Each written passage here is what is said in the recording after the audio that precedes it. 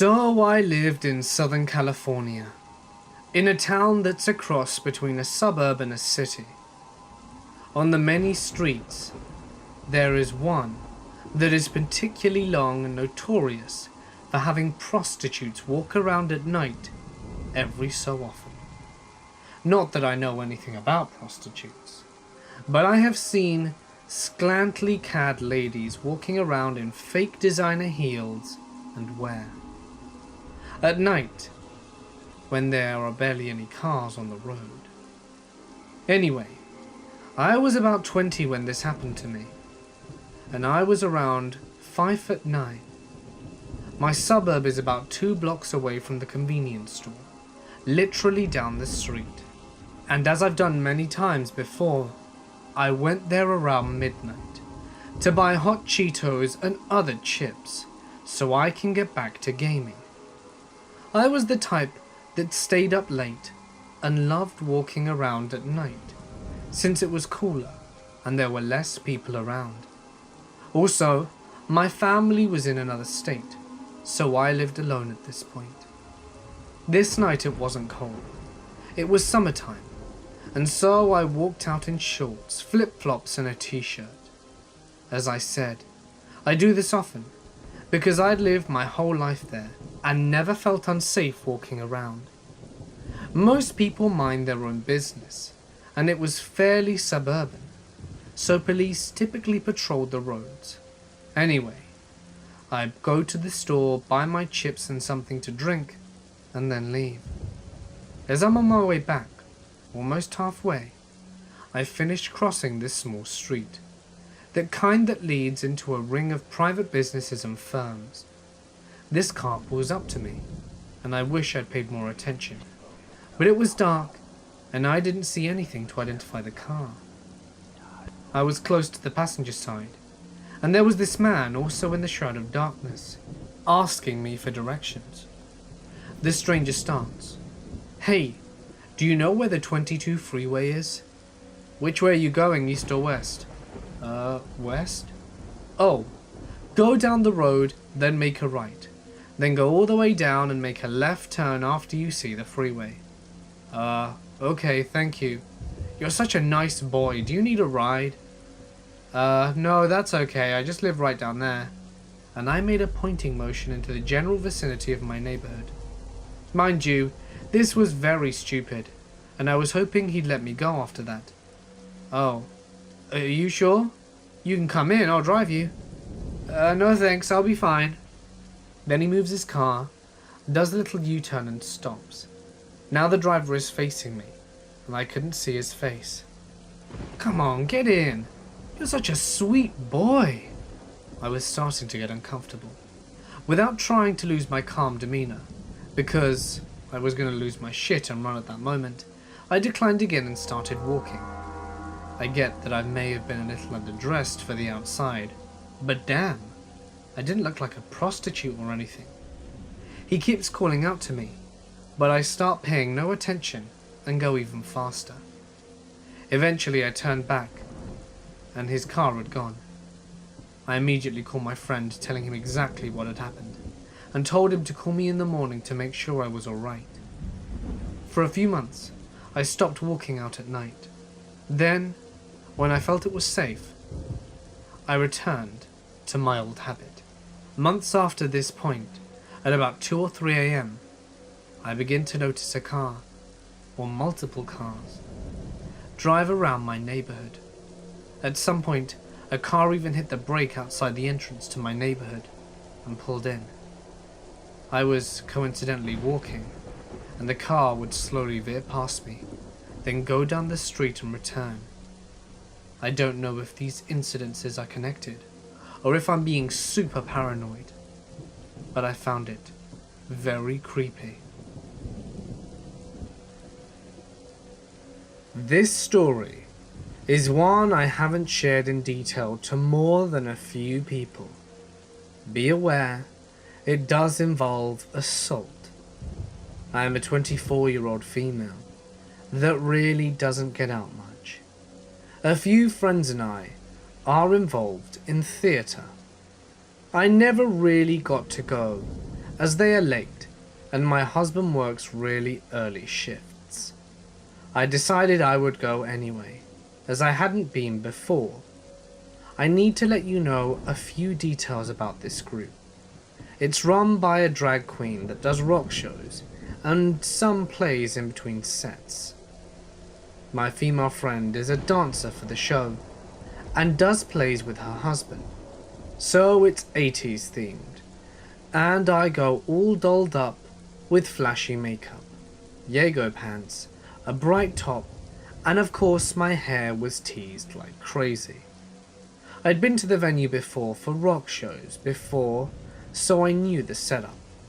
I grabbed a non-alcoholic Coke, which made the bartender and I chuckle, and there's no food here, and I had to drive, so I was not planning to play that game. With the medication I take, I'm mega lightweight anyway. So the show starts with a rock session. It's just me and 4 other people.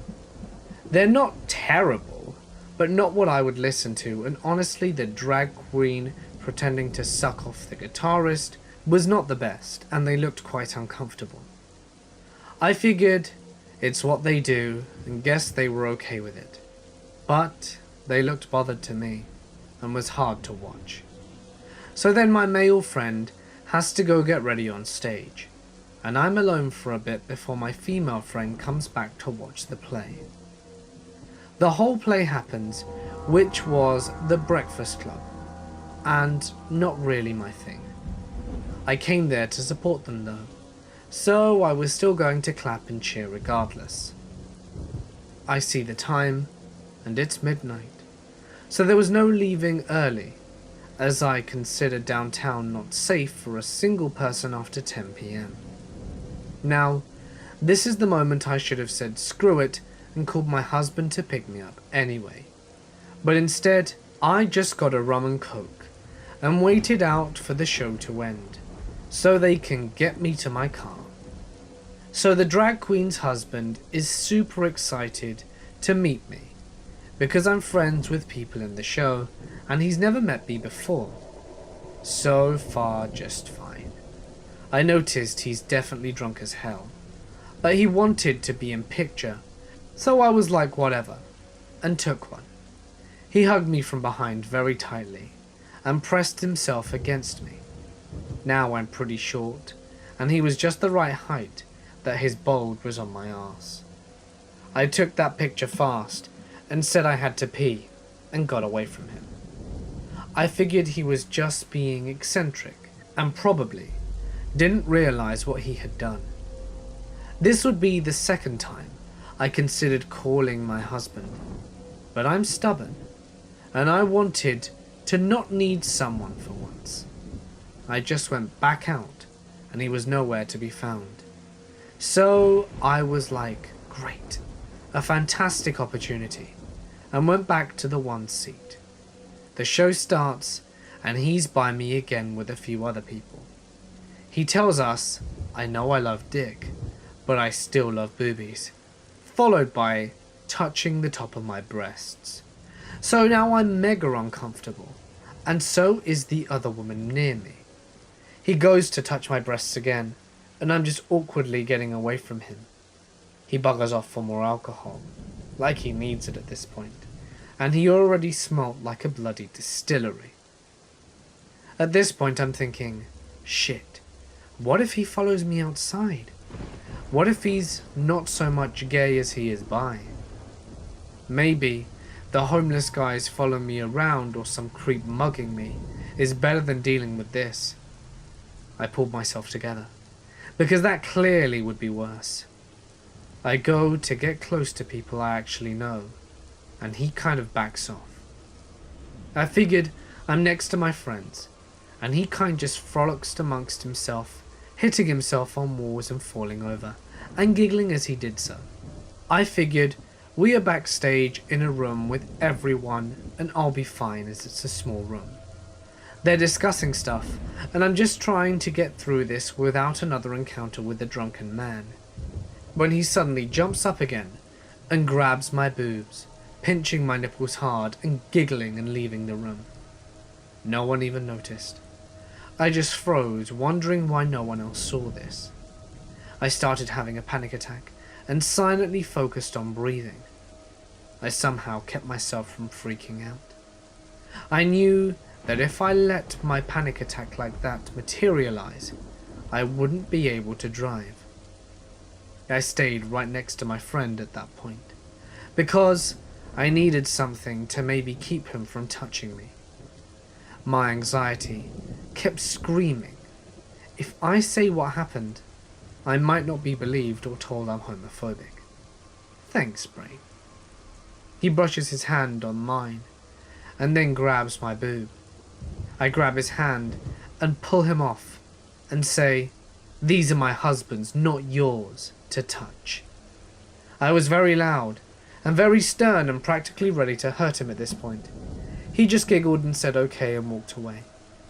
They heard and saw this and said nothing. I was just in shock again.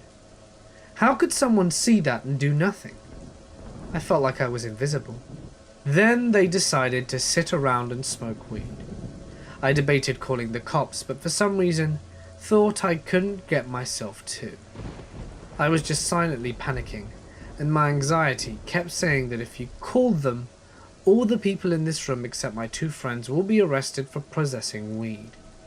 I don't know why, but I kept thinking of dumb things like not hurting my friends by being bothered, or preventing people who think this behavior is okay from getting a ride to the police station. But again, thanks, Brain.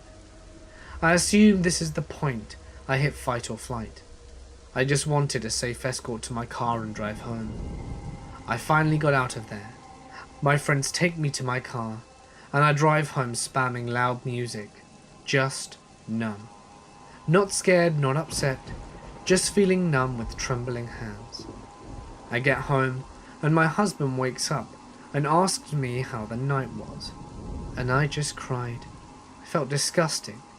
All I could smell was weed and booze, and I couldn't even handle my husband touching me. I just curled up into a ball and did my best to sleep. I had trouble telling my friends the next day, as they talked about him, and I found out he's never gone that far, but he touches the showgirl's boobs all the time and that it's kind of normal.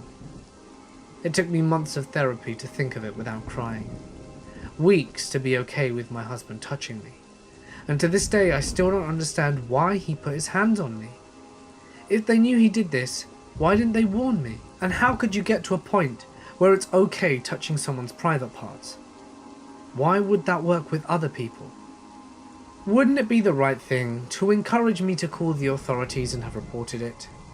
Would it have been the right thing to report the other instances before it happened? Would he go further than this? I don't know the answer to these questions. I don't know why I froze at the time. All I know is I can't stand any of my friends' shows, because I will in a way be supporting them as well. My husband is super protective now, and I hope he doesn't meet the man for his sakes. My husband isn't ripped, but he would easily hurt the scrawny dude, and I don't need him getting in trouble like that. I don't trust anything now. I've always had bad anxiety, avoid confrontation, and I never let anyone stand too close to me for too long, if I don't know them. I also don't go anywhere without my husband unless I know I have someone else to trust around me. For me, fear in a movie, story or manifestation has nothing to do with the fear of being violated or unsafe. Don't be afraid to grab someone or push them away if they're making you uncomfortable. As my therapist said, you will never be prepared for this, so there's no guarantee you can protect yourself. But you should never be a doormat. No one deserves to be treated like that. You should always respect yourself and expect the same from others. This is the scariest episode from my childhood. It took place in 1991, when I was 8 years old. I lived in a village on the Norwegian countryside, and my parents and my two older brothers lived there with me. There weren't many kids around for us to play with, so we would always be stuck together, despite the age difference. I was 8, and my brothers were 10 and 12 respectively. It was a safe neighborhood, and we were outdoorsy kids. It was fine for us to just return home to eat, and then go back out again to play in the woods, or go fishing in the nearby lake. In the autumn of 1991, my oldest brother dared us to sneak through the hedge to the abandoned property that was located close by. We had always thought of it as a haunted house, but really, it was the old house where the man who started the village brick factory once lived. No one had lived there for ages, and the paint was starting to peel off, and several windows were broken. Our parents would always tell us to never go in there. Their reason was, of course, that they feared that we would get hurt whilst playing there. But we thought it was simply because the house was haunted. But that day, we dared to walk around in the garden, or what you want to call it. It had a now dried up pond as well, and several old and dying fruit trees, and even tools in an old shed. It looked as if someone had just walked out one day and never returned, leaving everything as it was. We soon came to think of the garden as ours, and we played there all the time. We climbed the trees, used the tools to build things. It was great, our very own secret playground. We suspected that people in the village had seen us, because soon our parents would ask us if we had gone there despite being strictly forbidden, which of course we denied. But someone must have complained. We were rather loud and untamed kids. Until one day, it was November. I remember since it was the day before my birthday. It was a damp and rainy day, and we weren't really in the mood for playing outside. But our mom had chased us out the house so that she could clean in peace, and we wouldn't be allowed back until an hour later. So we decided to try and open the old cellar. We opened the doors and climbed down to have a look. The plan was to write our names on the inside of the cellar and mark it as our own. Suddenly, the hatch slammed shut above us, and the cellar became completely dark. I started screaming, and my older brothers tried to open the hatch, when my oldest brother pushed the hatch open, and he saw a man's hand holding a small axe. "Come on out, trespassing little brats." The axe close to the opening of the hatch. "Hell no," shouted my brother, and slammed the hatch shut from the inside. "All right, little brats. I know you're all in there. All 3 of you little shits. Does your mummy know where you are? Does she? I bet she doesn't. No one will look for you." We heard him dropping the axe and starting to move around with something. We soon realized that he had taken a hammer, and before we knew it, he had started to nail the hatch closed. I threw myself at the hatch, determined to get out. But the moment the hatch opened just a tiny bit, he reached for the axe. "Come on now. Come on out. It's the better choice, really. It must be awfully dark and damp in there. Aren't you afraid of the dark? Go on. Let your little brother out." He laughed, and we could clearly hear that he was drunk. My older brother was pleading with the man to let us go, promising that we would never return. But his words fell on deaf ears. The rain had started to fall really heavily now, and we had heard thunder outside. The drunk man with the hammer was cursing and moving around outside, clearly bothered by the bad weather. I might come back to let you out one day, or maybe I'll butcher all three of you, he said through the wooden doors as he hammered the hatch shut. We were too terrified to do anything, but my older brother told us to stay calm and it would be okay, as surely he was just out to scare us. The dark was compact inside the cellar, and it was cold and damp, and after a long while of silence from the man outside, we started to wonder if he'd left. My brother decided that we should count to 100, and then try to get out. We counted loudly, and then used our hands to find the hatch. It was definitely nailed shut, and my brother told us to feel the stone walls for loose stones, and we did, cutting our palms on the sharp edges. Eventually we did find one, and it was surprisingly easy to remove it from its place. The cellar was old, and it hadn't been tended to for ages, and the rainy climate of the Norwegian coastside had left the wooden hatch doors rather soft with age. The hardest thing was to reach up. The cellar was built in such a way that it was almost impossible to get a good forward motion going in order to break the wood. But fueled by panic and adrenaline, we broke the lower half open, being closest to the ground, and it was softer and easier to tear apart. We started digging the earth with our hands, creating a small opening out. Being the smallest, my brothers pushed me out of the cellar, and I could see the man was indeed gone. My brothers were too big to fit into the small opening, and they said I would have to get the hammer and get the hatch open. I was absolutely petrified the man would return with the axe, and I would have to run, leaving my brothers to die, or stay to be slaughtered. At 8 years old, I had no doubt that would have happened. I got the hammer, but couldn't get the nails out. So I used the hammer to simply break the hatch to pieces. Soon, we were all three of us running for dear life, across the garden and home, where our mum threw a fit over the state of our clothes and hands and demanded to know what we had been up to.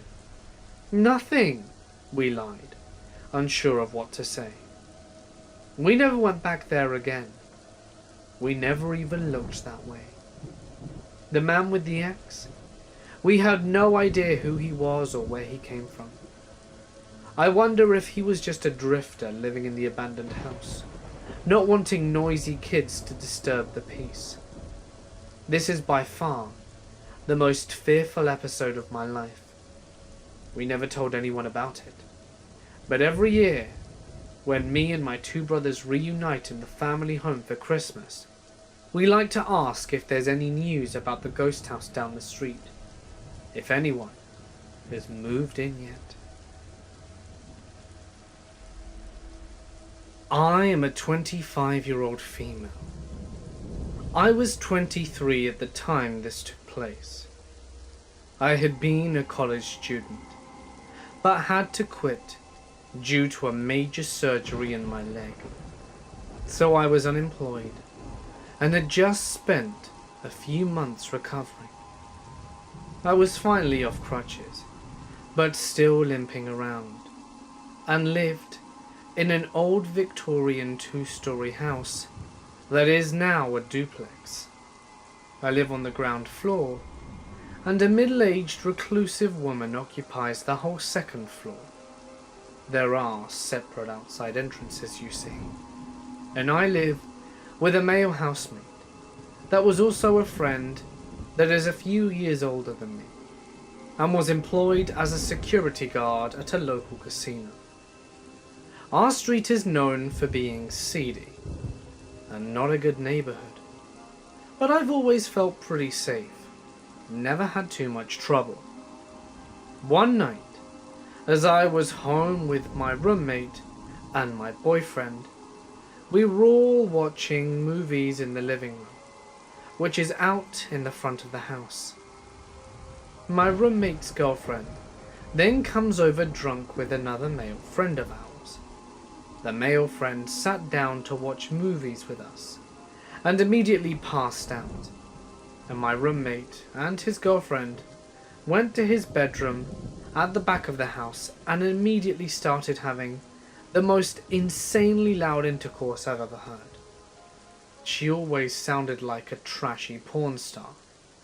But anyway, a few minutes into the session, my boyfriend and I were still watching the movie, and we hear a loud scream coming from the back of the house.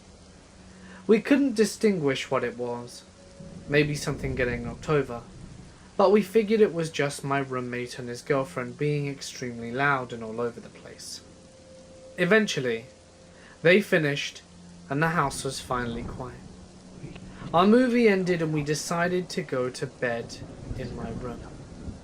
My room is in the middle of the house and shares a wall with my roommate's wall, and the living room on the other side. My bed was against the outside wall of my room, parallel to an old window that slides up and down. The side and back of our house are pretty high off the ground. Looking out the window, it's a decent drop to the ground. Outside my window are vertical and horizontal beams that extend to hold up a little porch balcony for the lady upstairs. It really ruins the view, having beams right there. My boyfriend went into my room and took off all of his clothes and jumped into bed. I started to take off my clothes too, but stopped when I noticed the screens of my windows missing and it being open. I had a cat that at the time was indoor only, so my first thought was, the screen is missing. Striga must have gotten out of the window. Then I noticed that the window was pushed up way more than I thought possible. I kept thinking of my cat though. I was obsessed with keeping her inside. My first thought was to look under the bed and to see if she was maybe under there. It was dark, but I saw a black mass and reached out to grab her, and thankfully she was still inside. The black mass wasn't her. It was a black hoodie. And someone was in it. I had grabbed someone's arm. For some reason, my first thought at that moment was that a friend was playing a prank on me, and it was probably someone I knew. So I kind of laughed it off and said, "Hey, there's someone under here." Then I lowered my face to meet his face, and I realized I'd never seen this guy before in my life. This was not a friend, and not a joke. "I don't know this guy," I said in a less slightly calm voice, and my boyfriend was completely naked, and told me to grab my gun, as I was nearer to the closet than he was. "Stay where you are!" he screamed at the mass under the bed. The guy cooperated. I threw my boyfriend a robe, and he put it on, and jumped out of the bed near the closet where I was. He took the gun and pointed it at the bed, and told the guy to come out slowly with his hands out. Since my roommate is a security guard, I ran to wake him up for backup. He rushed into the room, and the three of us stood there with a teenage boy wearing a black hoodie coming out from under the bed. We were all kind of in shock, and we started to question the kid, who cooperated with us completely. He was being quiet and humble. His eyes shook violently from side to side, as if he was high or something. My roommate searched him. We emptied his pockets, and he had condoms, lube, porn advertisements from the back of a dirty magazine, and some dirty pills that he told us were Vicodin, but they were really just extra strength ibuprofen. He also had a pair of my dirty underwear in his pocket. Dirty underwear that I had just had my period all over. That was the most disgusting part. We found ID on him as well, and a business card from a youth probation officer, so clearly he was a troublemaker. We also found a piece of paper with names and phone numbers on it that indicated he lived with his mother in a hotel room in a notorious drug motel that catered to prostitutes and meth. His high school ID was from Hooper High, and he was clearly from the local Hooper Native American tribe, or at least part Hooper Native. When we saw he had no weapons, we started questioning why he was in my bedroom under the bed with all that stuff, and asked if he realized how serious this was. He quietly replied that he heard sex from the street and thought he could have some. Basically, he was a horny teenage boy on some sort of drug, riding his bike around at night, and my roommate's trashy girlfriend's sex noises were like a siren song in the night to this kid. He was so overcome by his horniness that he scaled the scaffolding and beams near my open window and crawled in under my bed, probably to masturbate, to what he thought he was hearing in the next room. He probably jizzed on my underwear. He then kept apologizing and saying he was sorry and God knows what.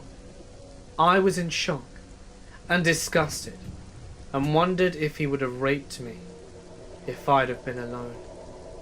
But we all felt a little compassion for the stupid kid. His fate was basically in our hands at that point, and we debated whether or not to call the police.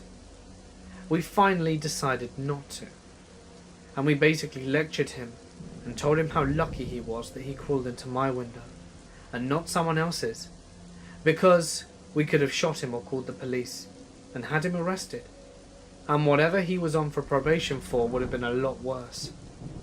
He kept thanking us and was super humble at that point. My roommate then escorted him out the front door and took his bike that he had left on the lawn and walked him to his shitty motel and watched him go inside. We kept all of his stuff. He didn't have money, just trash IDs and phone numbers, and made sure to tell him we had his IDs and we knew where he lived. We had his mum's number and his probation officer's number, and that if we ever saw him on the street again, he'd regret it.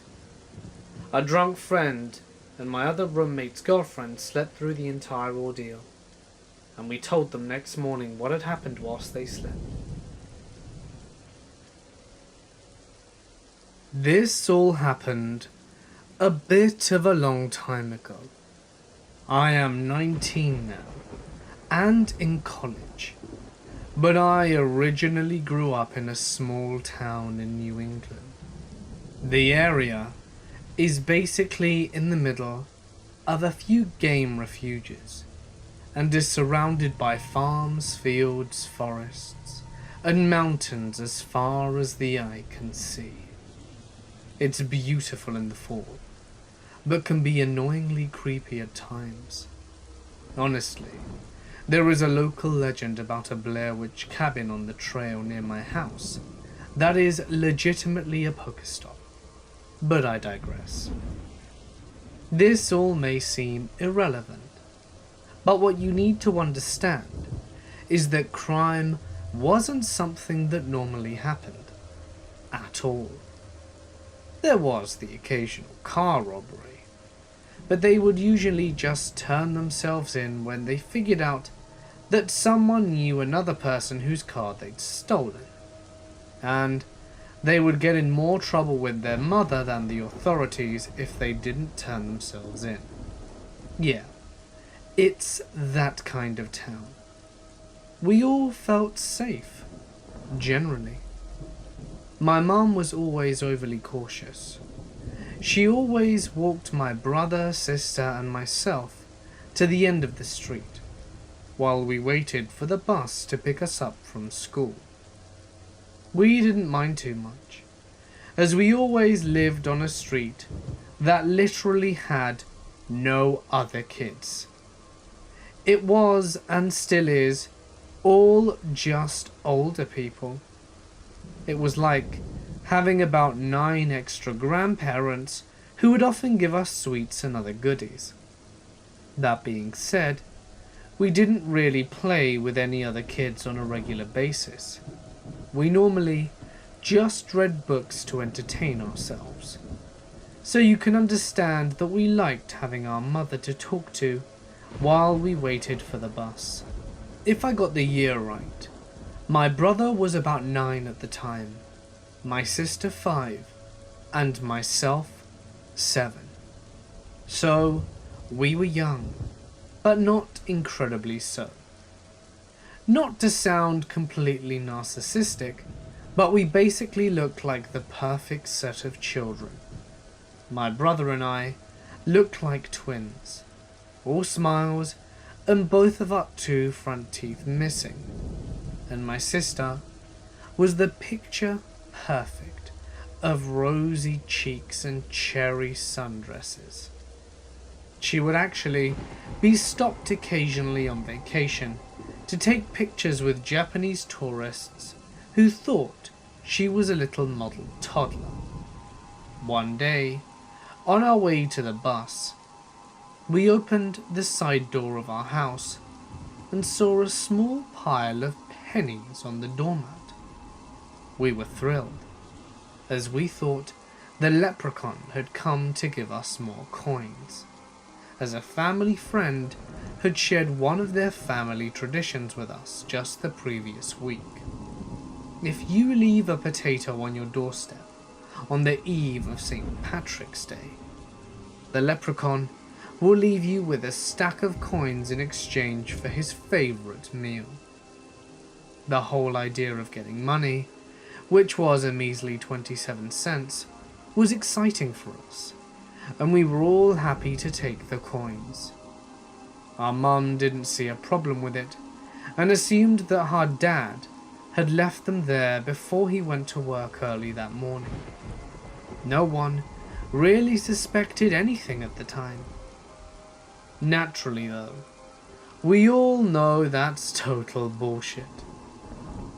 For the next couple of weeks, the piles kept showing up on our doorstep and slowly began to trail down the driveway, stopping at the end for a few days, before trailing down the street to where our bus stop usually stops every morning.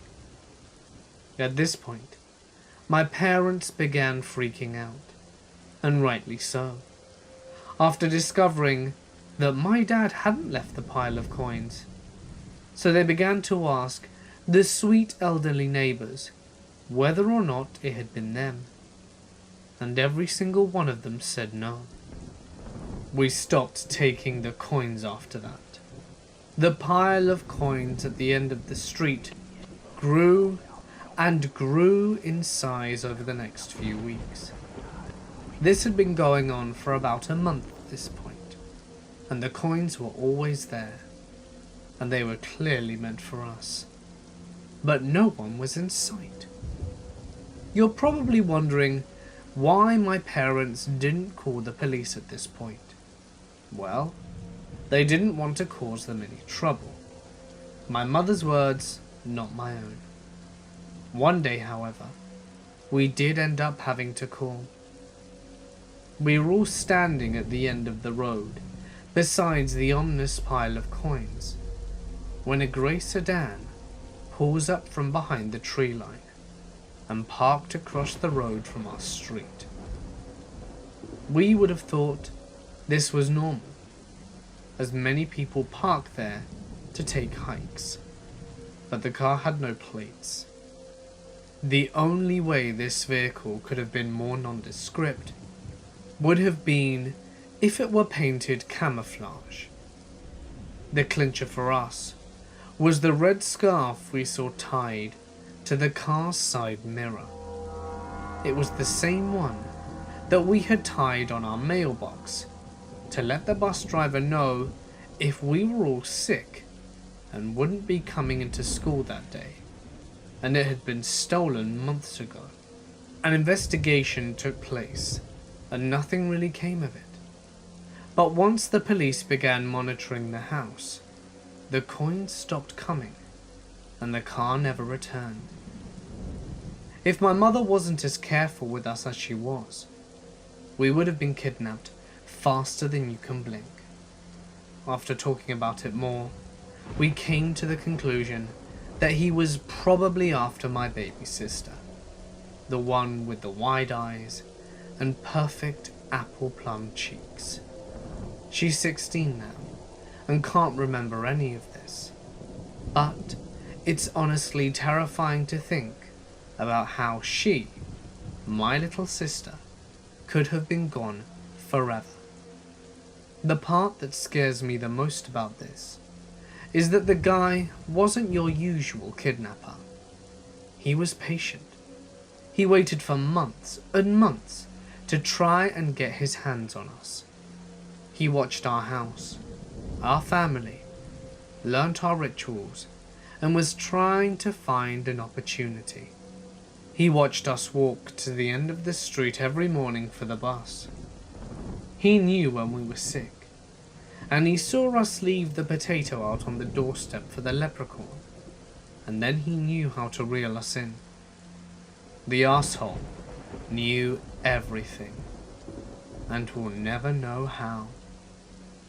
Soon after, our dad thought it would be safer for us to have self-defense classes. And although it may sound like I'm making this up, my siblings and I have all trained in Shaolin Kempo, 2 of us sporting 2nd degree black belts. Basically, my tiny sister could throw a grown man over her shoulder at the age of 11. I don't really want to know where the douchebag is, but don't let any kids fall for the coin trick, like we almost did. I was 14 when this occurred, and I am 22 now, but I still remember it in crisp detail, and it freaks me out to this day thinking about what would have happened if things turned out differently. School was out for the summer, and I had convinced my mum to send me to Russia for a few months to visit my grandparents. We moved to North America when I was little, and I hadn't been back much since. Plus, I thought it would be fun being on my first trip abroad by myself. She agreed, and off I went on my first solo transatlantic journey. My grandparents are great people, and have always spoiled me and my mother rotten, and they were ecstatic that their only granddaughter wanted to visit. So they planned a little vacation of their own with me a few months after I arrived to a popular beach resort in the city of Turkey. We were to stay at a 5-star resort in Ankara for 2 weeks. I thought that this was spectacular, getting to travel to not 1 but 2 countries in one summer, and to a fancy and exotic place like Turkey too. I was dying to go. But, full disclosure, when I arrived to Russia, it wasn't really what I was expecting. My grandparents are really protective people, and I couldn't do much or go anywhere by myself. So it got boring pretty fast, and I spent most of my days playing PSP in my room. I had also got accustomed to being active and wanted to do things like go jogging, which I did every day at home. So I gave my grandparents a hard time because they wouldn't let me go out alone, and naturally they couldn't keep up. Then, after about a month's time, the time came for us to go to Turkey, and I was super excited to finally get some freedom and a change of scenery. I had been pent up at home for far too long. The resort they had picked was sprawled over a pretty large area. However, it was all very well secured and isolated from the rest of the city. And there was also a huge garden on the property, which was ideally suited for jogging. This time, I had my own room separate from my grandparents, so I took this chance to go off by myself and explore the grounds. Most of the time, I would jog in the mornings, when it was cooler, with my big old iPod, so I couldn't hear anything that was going on around me. But I figured it was pretty safe, since it was a nice hotel with plenty of tourists. Then I started to notice him. A pretty innocuous seeming gardener in his late 40s, in a green uniform. I remember he looked like a shriveled old date from too many years in the sun. He would always wave or say something to me in broken English as I passed by him whilst he trimmed the shrubs or mowed the lawn or whatever. I would politely wave back, smile or nod, but didn't really pay much attention. Fast forward about 10 days, and I was really enjoying myself. It was fun to swim in the pool and the sea. The food was great, and my grandparents had let up a lot, so I could do more by myself. However, they didn't know about my morning runs in the garden, and I wasn't going to tell them, because I wasn't sure that they would approve. So one morning at around 7 a.m. while I'm jogging, I see the gardener again. But this time it's clear he's trying to get my attention. He waves at me and yells something. So I stop and pull out my earphones, trying to figure out what he wants. Now, I know he works for the hotel, so I really don't suspect anything. He waves at me again and motions for me to come forward. I'm confused, but I figure he wants to tell me something, so I politely approach. He's standing at the trail that goes deeper into the gardens and foliage. He's smiling and gesturing, and I can see him holding something in his hand. Rosa, beautiful Rosa. I notice he's holding a rose and extends it to me. At this point I'm confused and a little freaked out about what the hell he's thinking, but I stay put. Usually the hotel staff there are chatty and nice enough. My grandparents would always get pulled into conversations with them about things. I figure it's something like this now, and I don't want to be rude, but still want to be on my way without offending the old man. He hands the flower to me and I take it. I think maybe he wants to show me some roses that are in bloom, but he keeps waving and gesturing, like he wants me to follow him. And stupidly, I walk closer. He has another flower in his hand and he backs away more. Then suddenly, he stops and starts to lower it a little. That's when I notice he's holding something in his other hand as well.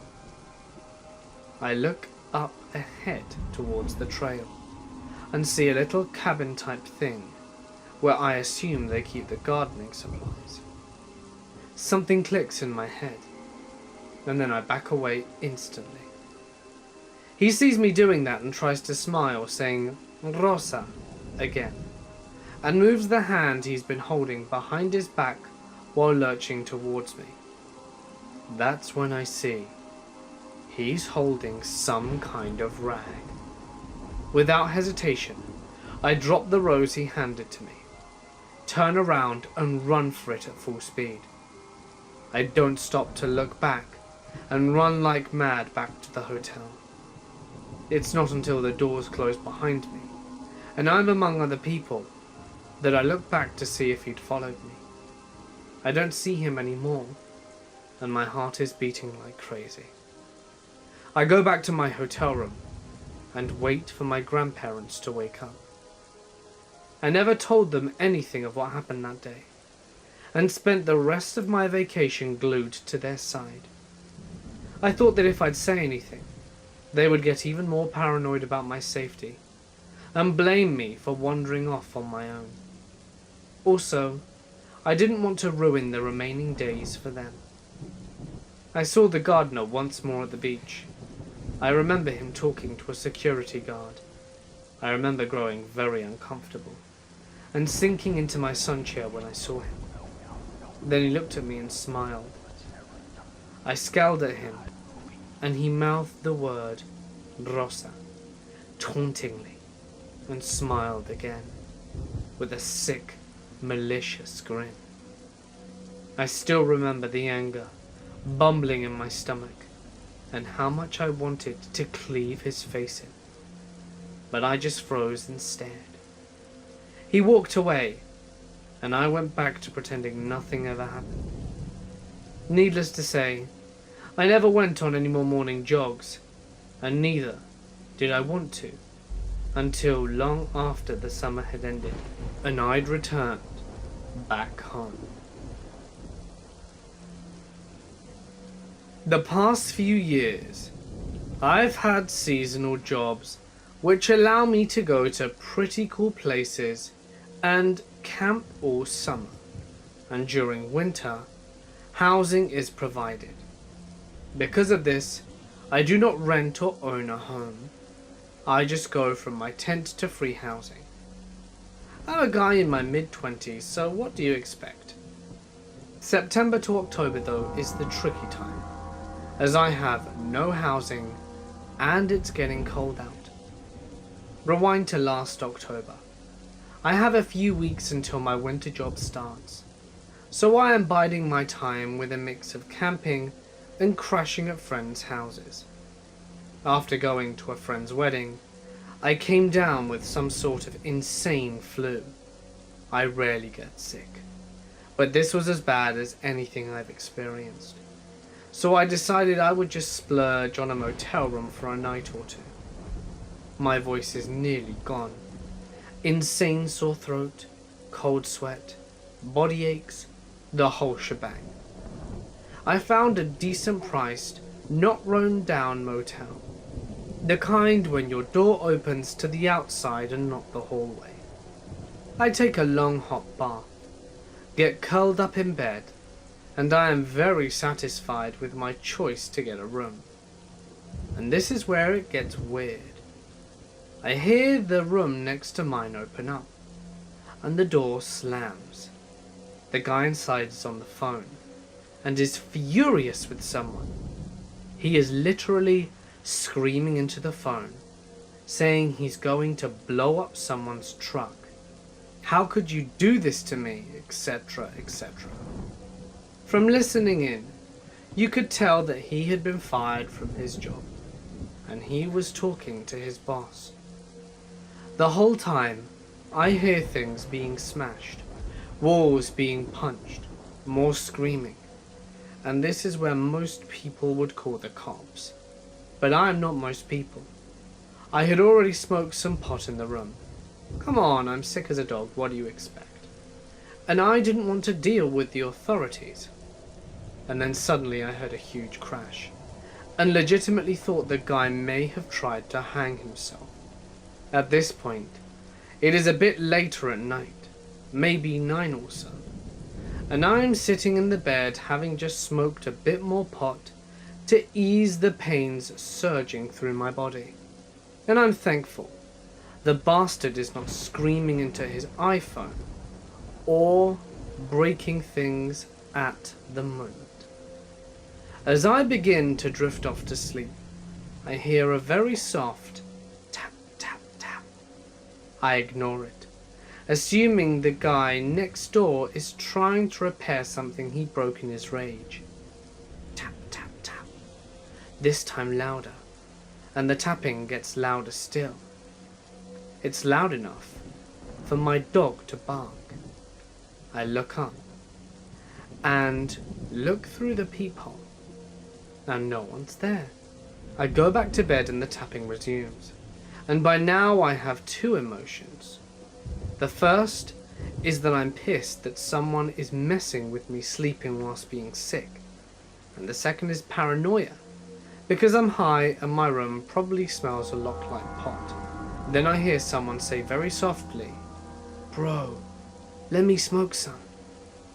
I quickly realize I can either open the door and deal with this, or risk having this person getting pissed and calling the cops. Obviously, dealing with an unstable psychopath is better than the cops, right? As I go to open the door, it slams open in my face, and a guy in maybe his mid-30s pushes me aside and comes in. Before I can react, I notice he has an opened knife in his hand. Shit. He immediately starts asking unsettling questions. Who else is in the room? I tell him just me and the dog, and he says, bullshit. Who the hell else is in here? It's very clearly just me, but I could see that he's an unstable individual. Whether he's off on his meds or on some kind of meth, I'm not sure. He proceeds to make me show him the bathroom, proving there's no one else there, while warning me of consequences if I were to lie. The whole time, I'm debating my options, keeping in mind I'm as sick as a dog, high, and have taken some NyQuil, and basically, I'm thoroughly out of it. Once he verified the place was empty, he goes on a new tangent, all while holding his dear knife and threatening my dog. Do you have any idea who I am? He kept asking. He goes on to say he's undercover FBI, and that I'm in deep shit if I don't cooperate. This whole thing had gone on for maybe 15 minutes, and I had begun to see this probably wasn't going to end very well if I didn't change my strategy of letting him talk. I tell him it seems weird for an FBI agent to barge into a room wanting pot and holding a hunting knife. He responds to that by stabbing his knife in the table and telling me that I don't know shit about federal investigations. And it became more and more clear this guy was a moron, albeit a potentially violent one. In a last-ditch effort, I say something to the effect of, I don't know why you're doing this. If you want to smoke some pot, okay. But otherwise, I'm sick as hell and want to go to bed.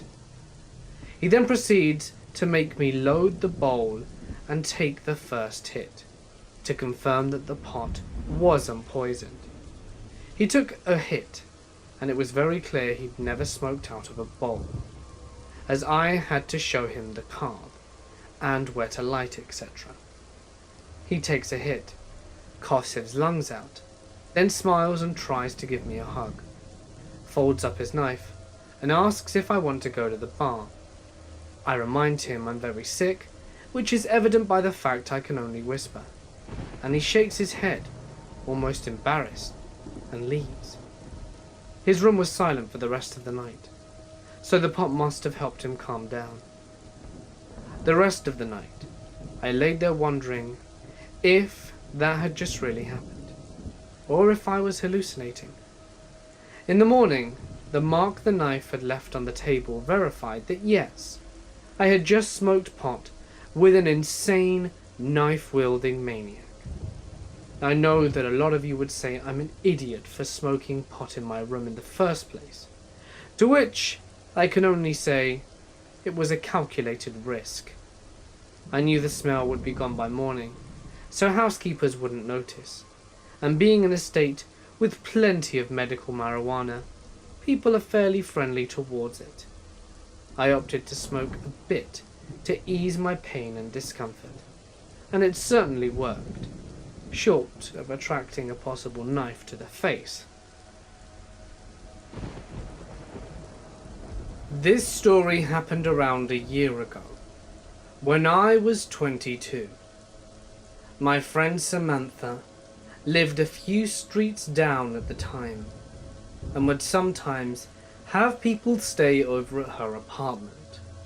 Now, my friend Samantha is probably one of the sweetest girls I've ever met. She's very welcoming to new people, and never judged anyone on first appearances. However, she could be a bit naive when it came to opening up to strangers. So I was a little apprehensive when she said she was letting a group of crust punks, which are hipster kids choosing to be homeless because it's cool, stay with her for a week. Anyway, I realized my judgment was 80% wrong when I met her new friends. There were 5 guys. 4 out of 5 of the guys were very nice, fun, and harmless. I really enjoyed getting to know the 4 guys, and felt bad that I had been so very quick to judge. But then, there was Sparrow. Sparrow had long, stringy hair, a bony figure, and a dirty, unkempt face, and a beastly odor of rotten fruit and unwashed dick. But what do you expect from a homeless kid? Sparrow seemed to stand out in the group, as he was older, somewhere in his 30s, and he was hanging with a group of people in their late teens and early 20s. Sparrow was very obnoxious for many reasons. He talked most of the time about pretentious, pseudo-hippie shit, like, I'm better than you, 'cause I've learned the meaning of life through yoga and eating my own organic vegan poo. He would constantly interrupt and talk over others. He would always disagree with everything anyone ever said, even if it made no sense. For example, if someone said something like, I like cheese, he would respond with, no you don't. Cheese is your enemy, ruled by fascist capitalist bigwigs, you dumb shit. All the while, chewing corporately owned Bubblicious bubblegum. If he was tired of hearing you, and wanted to hear his own voice again, he would say something along the lines of, I grow tired of your conversation. And that was his way of, politely, telling someone to shut up. Later, we decided to go back to my place to chill for an hour, before Samantha had to leave for work. When Samantha says it's time to go, the 4 friendly guys say goodbye and leave. Sparrow, however, tries to stay while the rest are leaving. Come on, let's hang out here some more, whines Sparrow. I want to get to know you. Both me and Samantha are looking at each other, concerned and creeped out. I tell him I need to work on school, but he doesn't back down. After 7 minutes of us telling him that he needs to leave, she puts him back, and I shut the door. I found out later, right after my door shut, that Sparrow turned to Samantha and hissed, why are you trying to cock-block me? Lol. This smelly homeless guy really thought he had a chance with me? Delusional. After they leave, I notice a fresh wad of chewing gum stuck in my living room rug. I immediately knew it was Sparrow, as he had been the only one chewing gum the entire time I was there. I grudgingly clean it up, and go back to working on homework. The next morning, I'm getting out of the shower when I hear a knock on the balcony door. To give you an idea of what my apartment is like, it basically has a glass door leading to the balcony. I'm on the 2nd story, but it's still easy to climb up. When I hear the knock, I'm alarmed, because no one normally would ever climb the balcony just to say hi. They could use the front door, or even the back door. But no. Someone thought it would be a good idea to just climb up into my balcony and knock on that door. I turn around the corner of the bathroom, and guess who I see? Sparrow is peering inside, and mouthing what looks like a question. I jump back into the bathroom, and wrap a towel around myself, hoping he didn't see me naked. When I get to the door, I can hear him asking if his phone was there. I turn around and sure enough, some random phone plugged into one of the outlets was left there. I stupidly let him in and hand him his phone and charger. As soon as he sees me in a town, he smiles and says, "Wow, you look sexy." He comes up close to me, facing me, trying to press his odoriferous body against mine. and he says, "Do you wanna, you know," while bobbing his eyebrows up and down. I give him a look of complete and utter repulsion and say, "No! Oh God, no!" Apparently he doesn't hear me, because he keeps pressing up against me, trying to make me drop the towel, saying, "Come on, let's do it," and stuff along those lines. At this point he is attempting to wrap his arm around me, pushing me backwards. Fortunately, the front door is right next to the bathroom door, and he's close enough for me to open the door and push his frail figure out. I quickly shove him out the front door and say, "No, piss off!" while slamming the door in his face.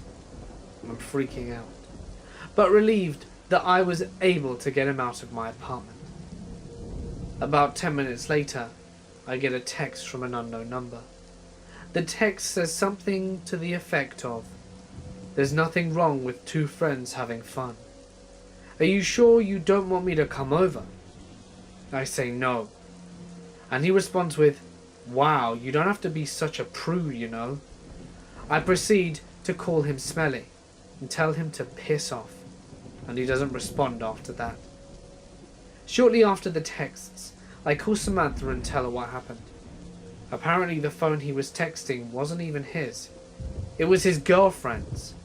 Samantha is disgusted and proceeds to tell me that he has been aggressively hitting on girls 10 years younger than him the whole time he was there, even with his girlfriend in tote. Samantha and the others had been trying to ditch him all week, and this was the final straw. She proceeded to kick him and his girlfriend out. I'm glad that Samantha handled the situation the way she did. To Sparrow, wherever you are, I hope we never meet again. This happened to me not too long ago, perhaps at the beginning of the school year. I am a sophomore girl in high school, and I live in a pretty calm state, with not much crime and not many creepy people. It's Idaho, for Christ's sake. I believe the scariest thing that can happen here is a potato famine. At the beginning of the year, I didn't have an efficient way home. I live a couple of miles away from my school, and the hot summer weather isn't quite my definition of optimal to walk in. I only live with my mum, and she works until 5. Since school gets out at around 3, and I wasn't aware that there was a bus going to my house, I could always chill at the park right next to my school and just wait for my mother to pick me up. There weren't very many people at the park ever, unless it was for summer break. A few elementary kids with their parents here and there, some people from my school walking on the canal nearby, or getting to their cars, and a lot of LARPers. Every day, I'd sit at the same spot, doing homework or something, and waiting for my mum.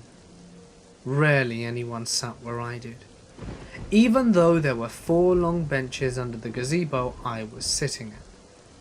One day, I'm walking up the hill to the park, and at my usual place, I saw a man sitting on the bench across from mine. The park was mostly empty except for him and I, but it was open enough for anyone to see if anything went down. As I neared the bench, I saw he was wearing an all-purple suit and a fedora. Despite the agonizingly hot weather, this man still had the capacity to wear a full-on long-sleeve suit and pants, and to top it all off, a fedora. Nothing about him tipped me off at that point, except for the fact that he was staring at me as I inched closer. I swear his eyes wouldn't rip away from me, and I set down my bag and tuned the music up on my phone, making it apparent through my headphones that I didn't want to talk.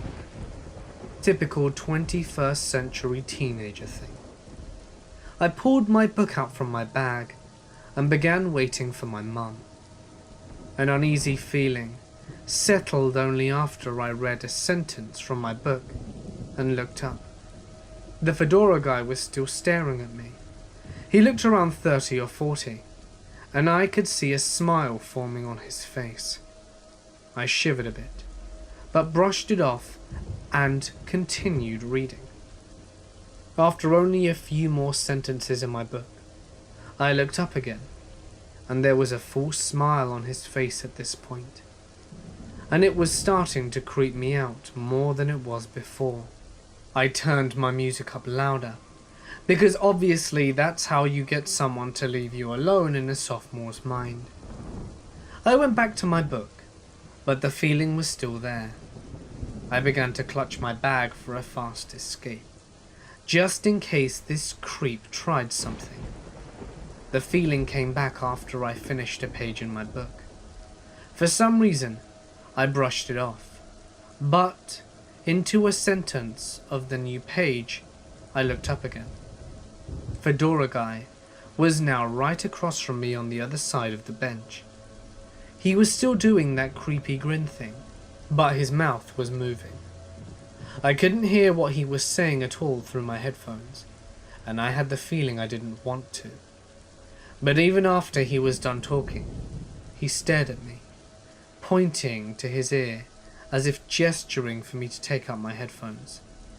Wide-eyed and immensely creeped out, I did as so. My hand reached over to my bookmark and shut the book and began shoving it in my bag. The man reached his across the table, barely missing my hand, and I was starting to get up before he finally said something. Do you know what the sexual consent age in Idaho is? Dear God. His voice was really high and squeaky. He might have inhaled a couple of ounces of helium. I got up and walked away without a word. When I looked back, he was still staring at me, but his creepy smile was gone. It had now been replaced with a menacing frown, and his eyebrows were furled, and his hands that almost touched me were formed into a fist. I was only a few feet away from him when I saw him stand up. My pace quickened as I walked up the hill. It had only been a few minutes since school got out, and some of my peers were still lurking around the park.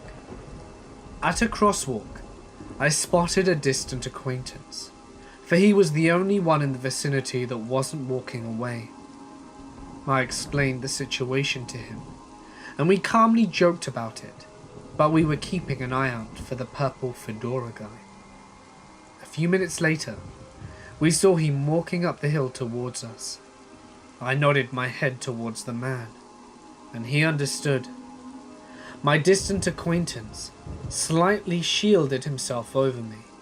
Being 5'1" has its advantages, including hiding easily behind virtually anything taller than me. The man stopped at the crosswalk, only a few feet away from us, not seeming to notice me. Once the street was cleared, he crossed the street and started walking onto the canal away from us. Just when I thought it was clear, he turned around, and the smile was back on his face. For a few seconds, he kept walking forwards with his head slightly tilted at me, until he disappeared. I could only see a bit of his smile, but I knew it was still there when his head turned around. That was 2 or 3 weeks into the school year, and now there's only one day until school ends. I stopped going to the park every day after I saw him standing on the canal with the same purple suit, not even a week later. I began to ride the bus and catch rides from friends, but a few days ago, I was sticking around after school to finish a project. It was close to 5 when I finished, and my mum agreed to pick me up when I was done, unknowing of the event that took place 8 months ago. She told me to wait in the park, and of course I'd gotten over the whole thing. But as I was back in my old bench, I saw a purple suit with a fedora standing on the canal. noped right out of there real fast. When I was 15, my dad got a new job in England. I'm of Scandinavian origin, and moved the family to London. 2 years later, his job there was done, and he was ready to move back home.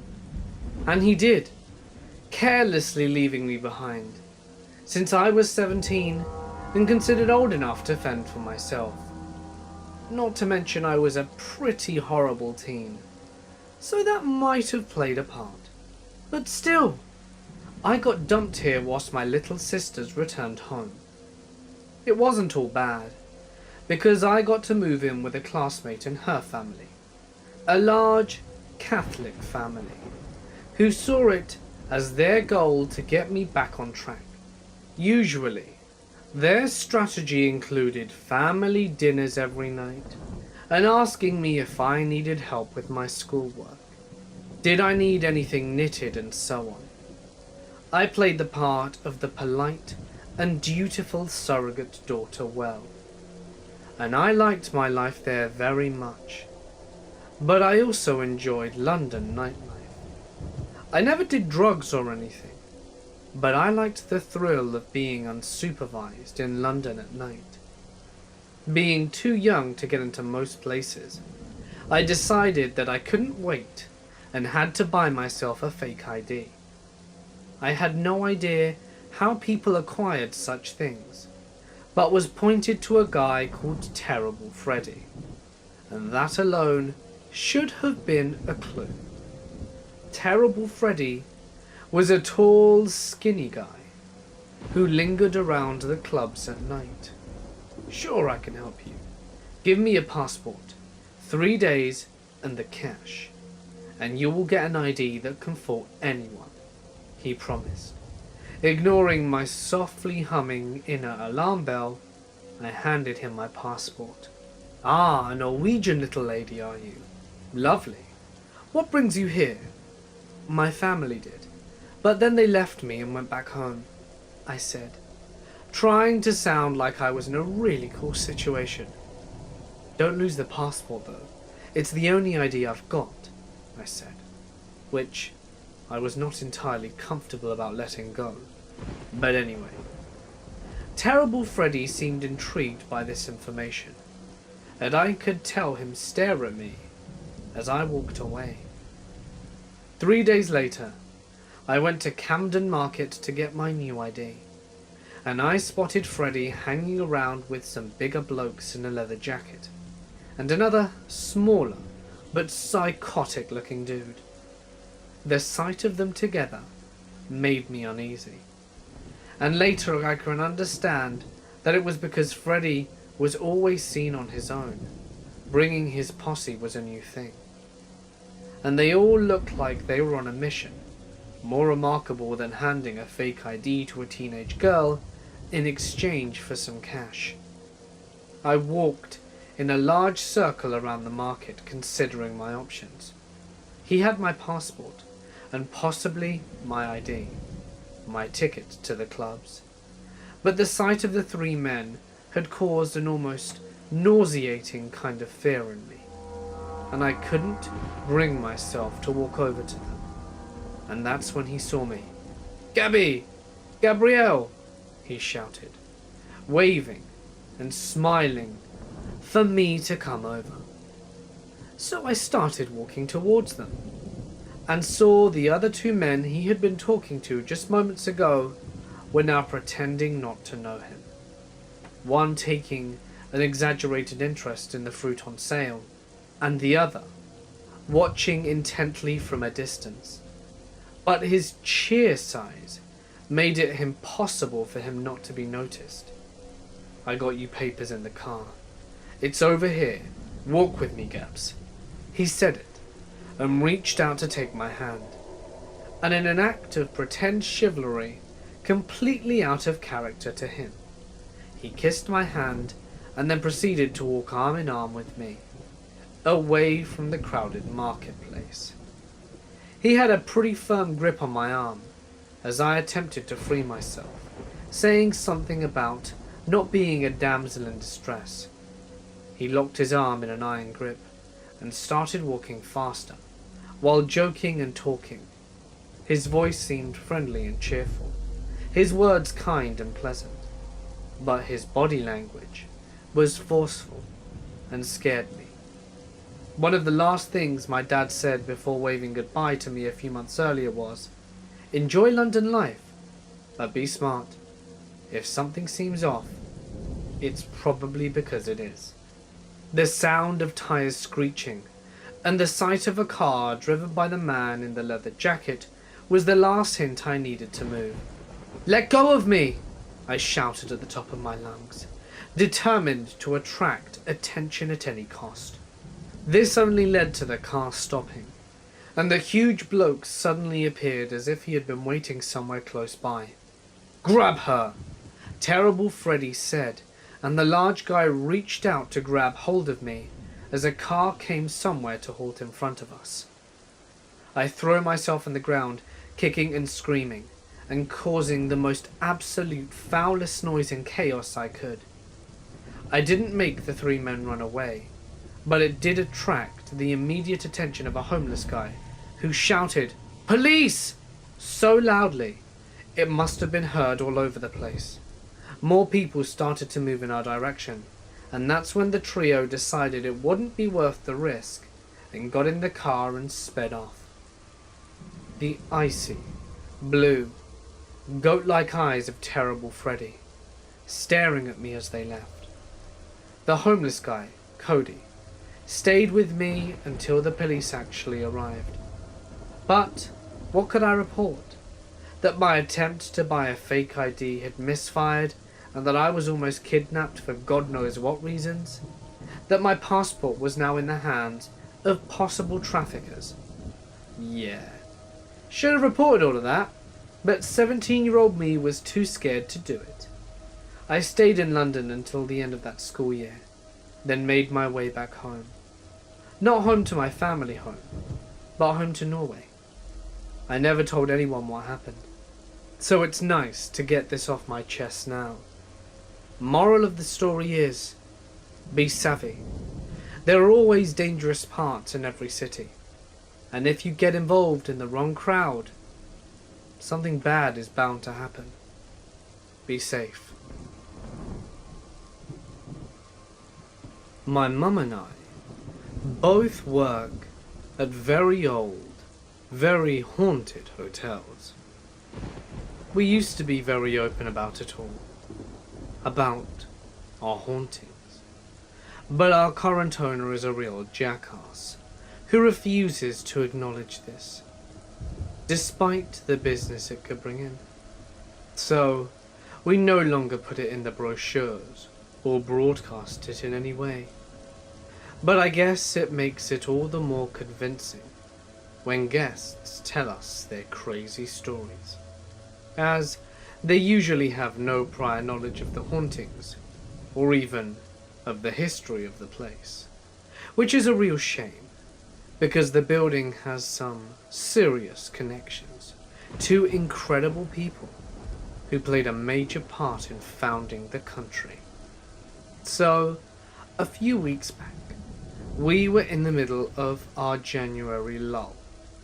Every year during that month, a lot of us get laid off because we're not needed.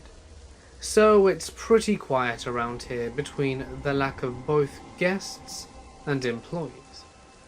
However, this night, we did have 2 guests check in, both of whom were local, and they were celebrating a special occasion, as the guy had flowers delivered to the room before they checked in.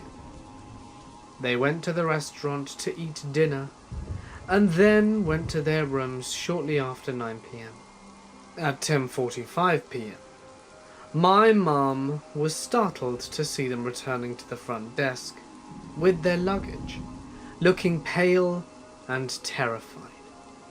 They were very reluctant to tell my mum what had happened, but said that they wanted to check out now and not wait until morning. My mum has seen this look on guests' faces before, and finally coaxed the truth out of the guy. Apparently, they had went to bed a bit after 10, and half an hour later, they got shot awake to a great crash and the sound of glass breaking. They scrambled out of bed and flipped the light switch on and couldn't believe what they saw.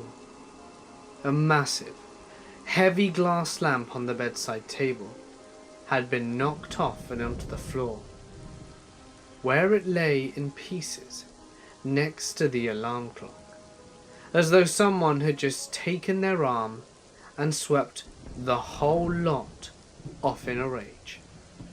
After seeing this, the couple grabbed their things and bolted out of the room, and when they were checking out, they were so embarrassed they didn't even want a refund and refused my mum's offer to just move them to another room, even though it would have been a huge upgrade.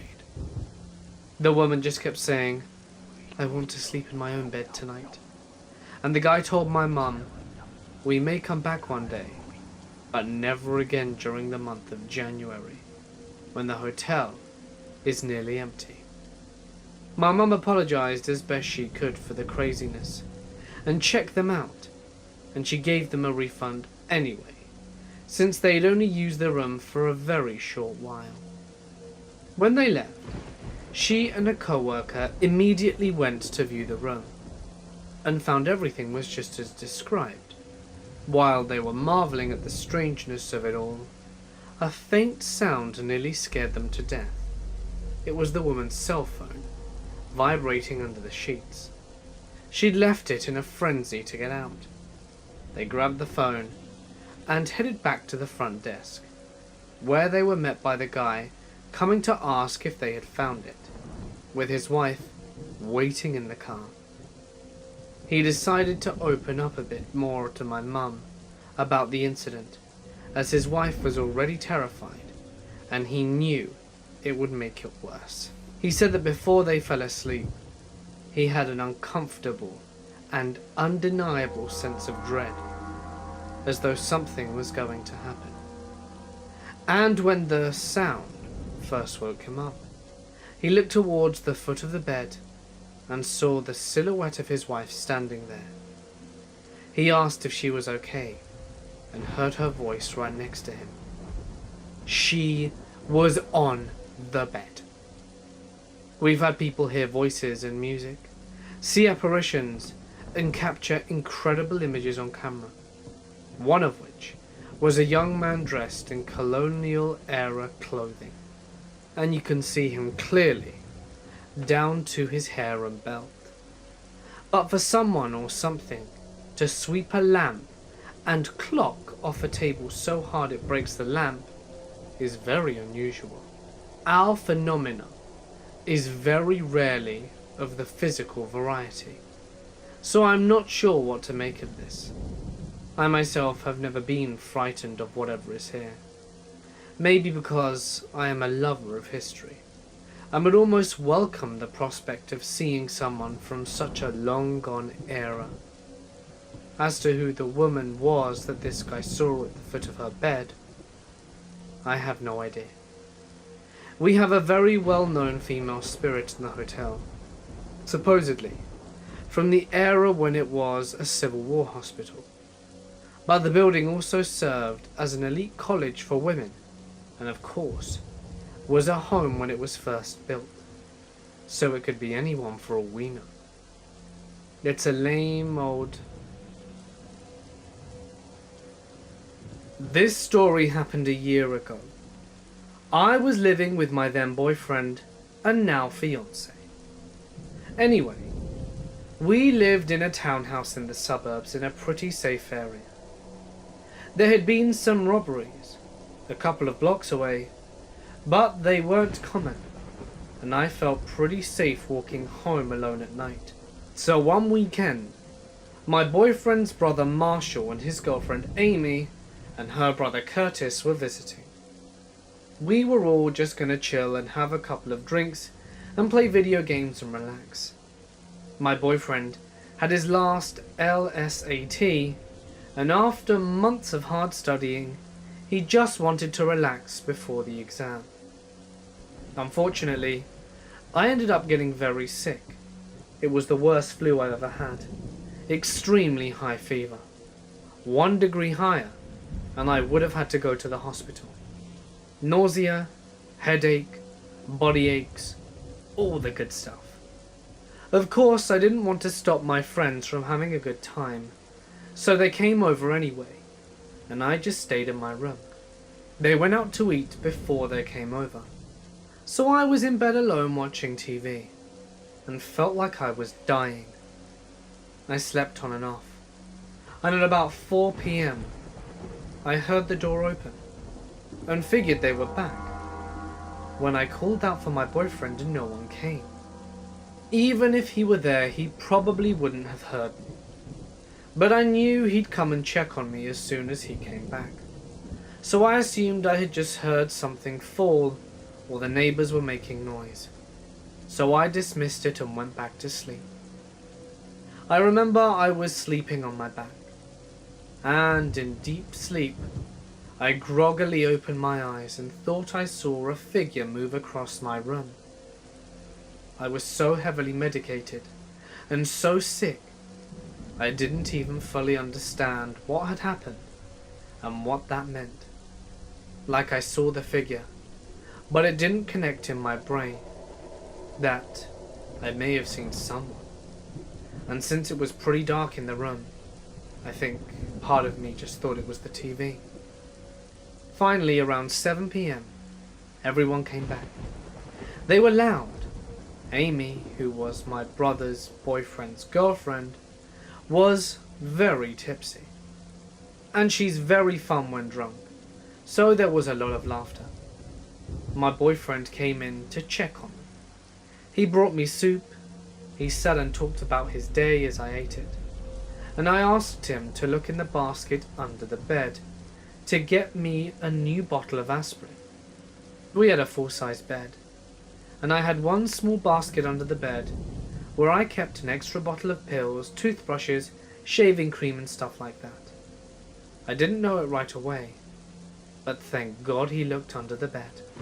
He put his head up and handed me the aspirin, but his facial expression changed, like he lost all the colour from his face.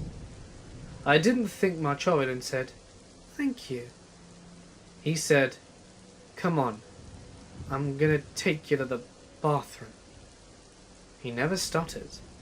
I was kind of out of it, but I remember picking up on it. I told him, no, I really didn't have to pee, and I didn't feel like getting up. And he said, "No, let's go. I don't want to have to climb back up the stairs just in case you need a pee in 10 minutes. I remember feeling pretty hurt by these words, but he was right, since I just had soup and a bottle of water. He walked me downstairs, and I couldn't understand why we couldn't just go to the bathroom upstairs. I think I was so sick I felt too exhausted to question it. He sat me on the couch. "What's going on?" I practically whispered, as my head was hurting a lot. He took out his phone, and his hands were shaking. I asked him what was wrong, and I will never forget how my heart sunk, and I felt like I couldn't breathe when he whispered, "There was someone under the bed." Amy laughed so hard. I laughed thinking it was a prank, but it felt serious. My boyfriend's brother suggested we get out of the house, and so we did. And as we're leaving, we heard a thump upstairs. We quickly left, drove away and called the police. The police came and searched, but didn't find anyone. He must have known we suspected he was there. My boyfriend couldn't give any description, only that he saw sneakers. But it was so dark he really couldn't see. Scariest thing that still leaves me on edge is that the police found a knife under the bed. It was a small steak knife, but very dull and rusty. There weren't any killings in the area, so my friends assumed he just wanted a place to sleep. I'm not really sure how we got into our place, but I have some theories. I'm really proud of how my boyfriend handled everything. He's a calm and collected person, but I always assumed he wouldn't be that way in a crisis. I just hope I never see this person again. And since that incident, I now stuff loads of things under my bed for storage and to avoid this happening in future. This happened about 5 years ago, when I was 18 and living out of home for the first time, while attending university in Australia. Instead of living on campus, I decided to get an apartment with 2 friends of mine, all 3 of us girls. We ended up with this sweet triple-story house not too far from university. I had the master bedroom, and it was on the 2nd floor facing the street, and it was long, like weirdly long for a bedroom that wasn't matched in width. When I first moved in, I had a lot of floor space on the account that I couldn't put much furniture in without the room too narrow to walk through.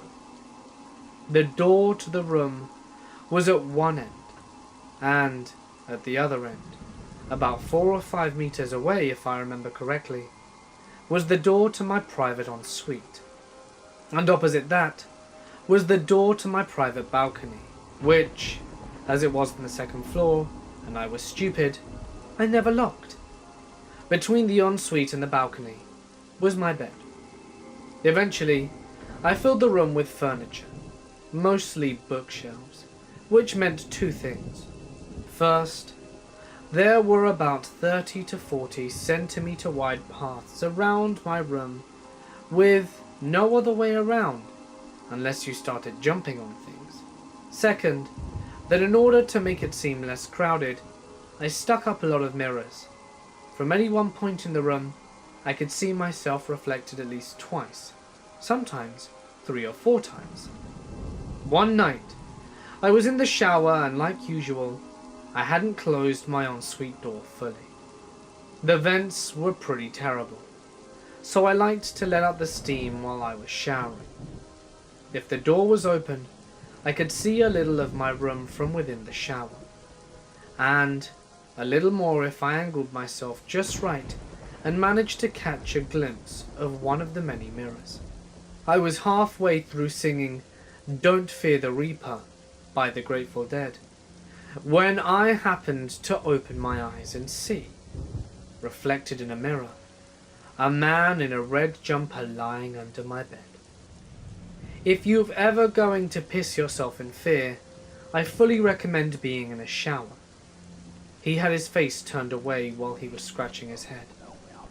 If he hadn't chosen that moment to scratch, I probably would have made eye contact with him and given myself away.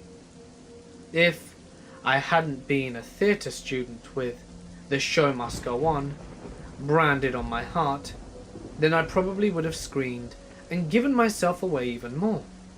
But instead, I swallowed my fear and kept singing.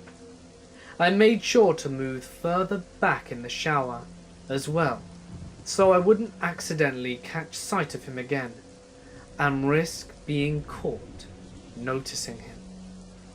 Because of the narrow paths through my room, and the fact that it was so long, there was zero chance that I'd be able to make a break for my bedroom door without him grabbing me.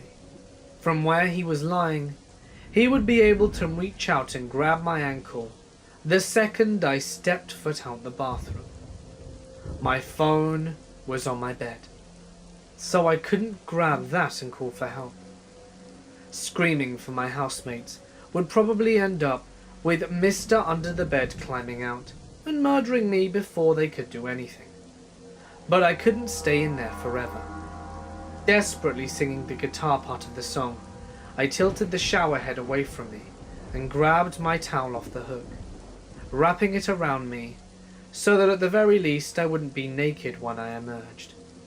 I don't know if he wanted to murder me or just see my vagina, but Mr. Under the Bed definitely saw some vagina that night, because I threw open the door and immediately jumped and landed on the bed.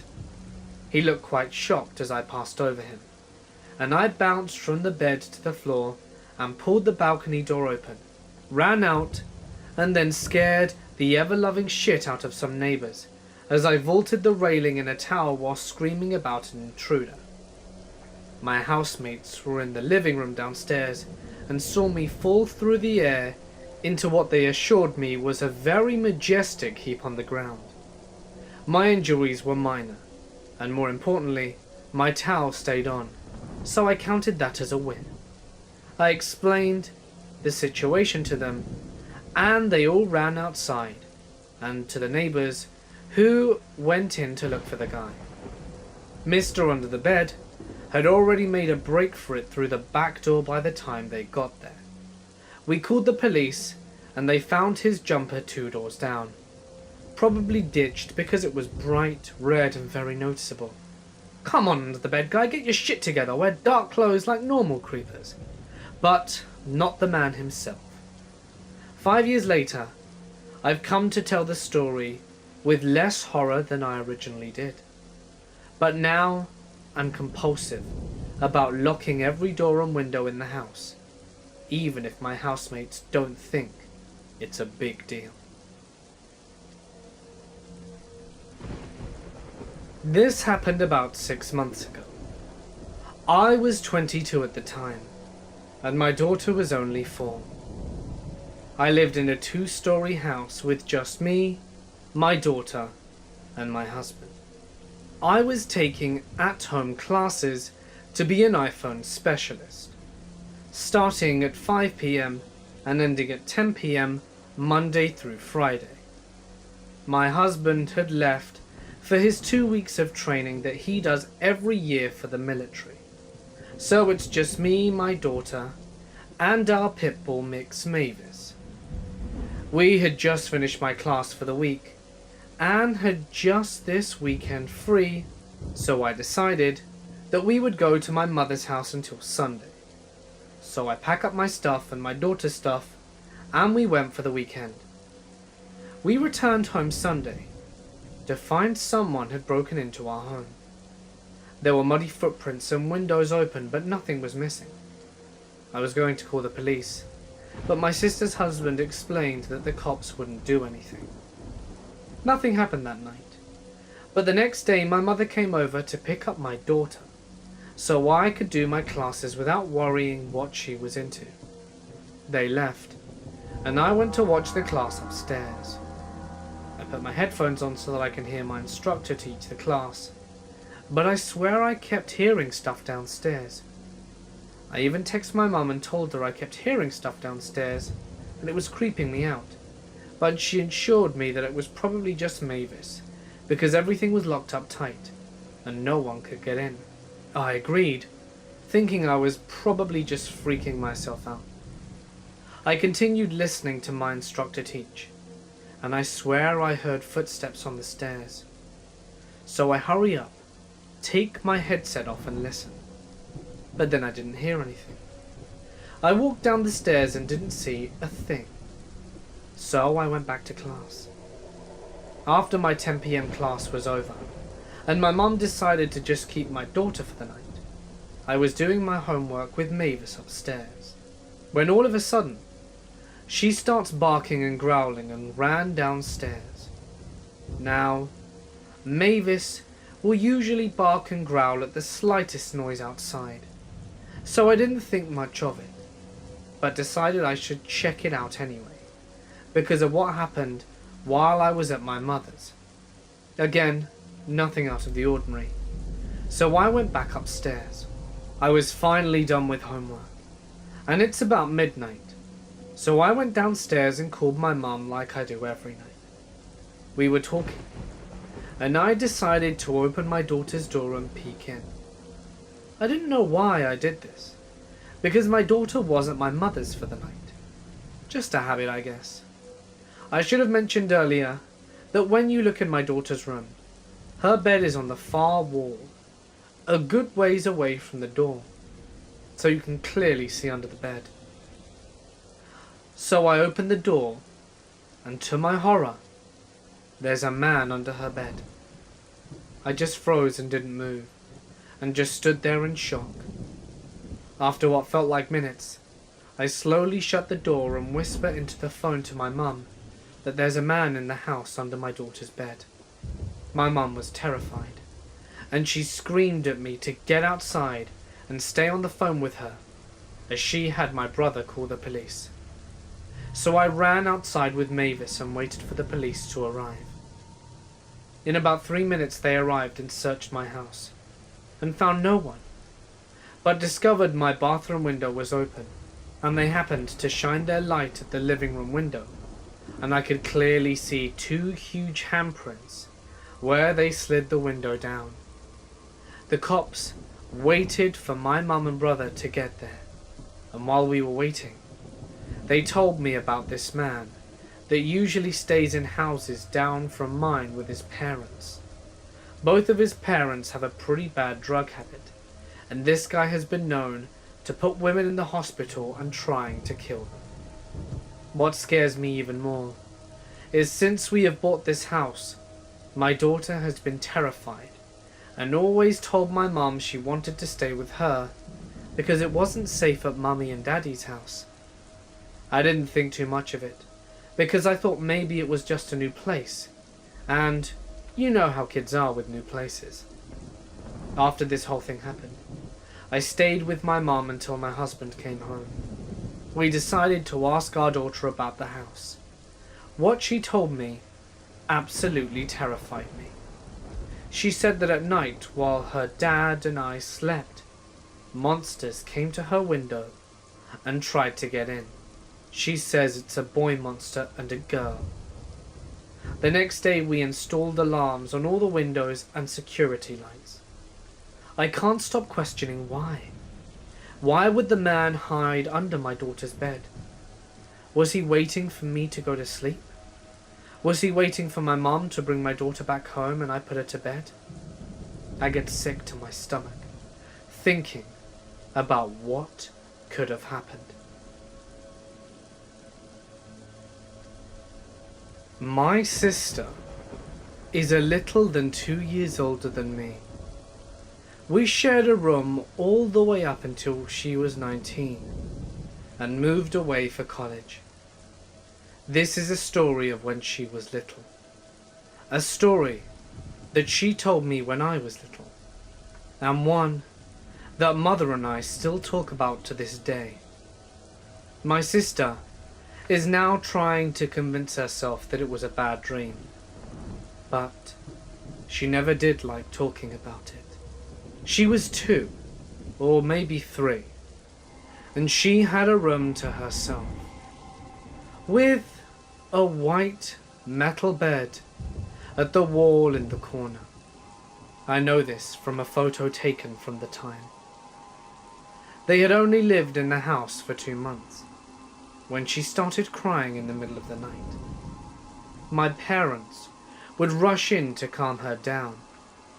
She would speak of how there was a monster under her bed.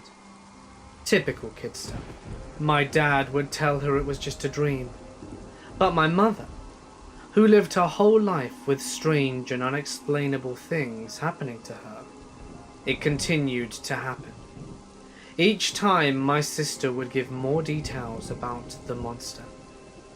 She said it had pee-pee eyes and poo-poo under its nails, she would say, and that it smells really bad. Mother kept hoping that it was nothing more but a childish nightmare, and that it would pass. But when my sister started calling it by name, my mother became worried. Her name is Daishi. My mother also owned a black cat, and every time my sister would scream, my mother would open the door, and in would run the cat, straight under the bed. Mother recalls hearing the cat dash around under the bed as if it were chasing something. Dashi hates black cats, my sister told her. The cat would even stand guard while my sister slept, and I have read that black cats ward off evil spirits and demons. From what my sister would tell me, in the night, Daishi would talk to her. It would keep my sister up all night, just talking, always trying to get my sister under the bed. She had a harsh, low voice, and my sister would know when she was there, by the smell. She would look over the side of her bed and see an arm gesturing at her to come. I asked her how she knew what its eyes looked like, and she explained that at one point, Daishi tricked her. She had gone to her room, and our elder half-sister was sitting on her bed. You see, our elder half-sister lived in Hawaii, but she would visit sometimes. My sister was surprised and happy to see her, and they started playing tag. At some point, my elder sister goes under the bed and asks my sister to join her. "It's okay. Let's play under here." Of course, she would trust her sister. So she goes under the bed, and her sister starts tickling her. But then it turns into playful scratching, and her face starts changing. I remember seeing the face, but I can't remember the details. Just the bright yellow eyes and the dirty long nails. "I don't know what happened after that," said my sister. This went on for a few months, but around the time I was born it stopped, and the monster never came back. But a few years later, Mother was looking through some of her spirit books, and one of the books had a list of names given to well-known evil spirits and demons. She was just skimming over titles until she saw something familiar. Daishi. Mother said she froze, staring at the name, double-checking just to make sure she was reading it right. She flipped to the section that described the demon, and it said something like, "Daishi, a demon spirit that appears before children. It smells of rotting flesh, has bright yellow eyes, and an unknown body shape." I remember Mother coming to get us and showing us the page, but since then the book has vanished, and my mother has no idea what happened to it. And I know it was real, because I remember reading it. We still live in the house. My sister and I slept in that room for years. Even as I recount this, my bed is in the same corner, against the same wall that my sister's bed was. I sometimes wonder why it left when I was born. But then again, some weird things happened to me throughout my childhood, but none as scary as the demon under her bed. So my girlfriend and I got a motel for 2 nights. It was not the best motel, and not on the best side of town, but it was cheap, so it worked for us. I was 20 and she was 19 at the time. Anyway, the first night went fine. However, the second night, things started to get strange. At about midnight, there was a banger on our door. I looked out the peephole to see a scraggly-looking short man in white jeans standing outside the door, with jeans and no shirt. My first thought was that this guy was probably on drugs or something, and was probably banging on everyone's door for whatever reason. Whatever. I'm tired, and it's time to go to sleep. Then at about 2 a.m., as my girlfriend and I are starting to sleep, I think I hear the man say something outside. "You and your girl are gonna die tonight." Now, I tried to trick myself into thinking that I didn't really hear this. I mean, why would some random stranger say this? How did he even know I had a girl in the room? Had he been watching us earlier? All these thoughts are going through my head as my girlfriend is asleep. Her name is Jane, and I don't want to disturb her at this point, and I'm feeling pretty nervous, so I nudge her awake. I say quietly, "I think the guy is still outside." She is half asleep and thinks I'm being paranoid. He begins to knock on our door again. Alarmed, we get up and look through the peephole. This time he's standing in front of our door, but looking in the opposite direction with his hands behind his back, almost militaristically. I began calling the police from the motel phone. Jane thought I was overreacting, but I was too afraid not to call. I told the police about the man, and they said that they would send somebody out. I called the lobby and told them as well, but they said they couldn't do anything and that I should call the police. Sure enough, about 10 minutes later, a police car rolls through the parking lot, and then they leave. They must not have seen the guy. Now this guy starts talking more craziness outside. He says stuff along the lines of, "Man, you called the cops? You're a pussy, man.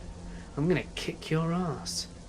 But then he stopped shortly after, as we didn't hear anything from him for about 10 to 15 minutes. Then again outside I hear him say, "You and your girl are gonna die tonight." Jane heard him this time as well, and she was instantly on my level of terrifiedness, and she hadn't heard before, as she was previously saying I was paranoid and hearing things. She insisted we call the police, and this time I let her talk to them.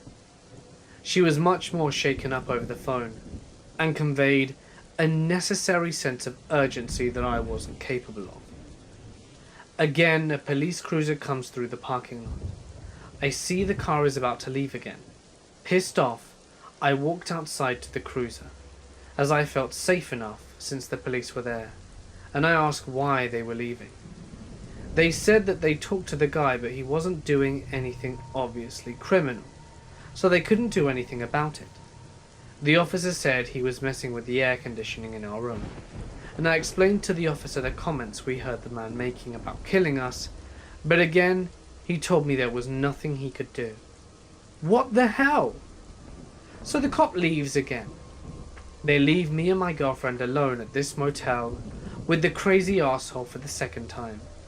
And now he's really pissed, and must have seen me talking to the cops. Again, he's knocking on our door calling me a pussy, saying he's gonna kick my ass.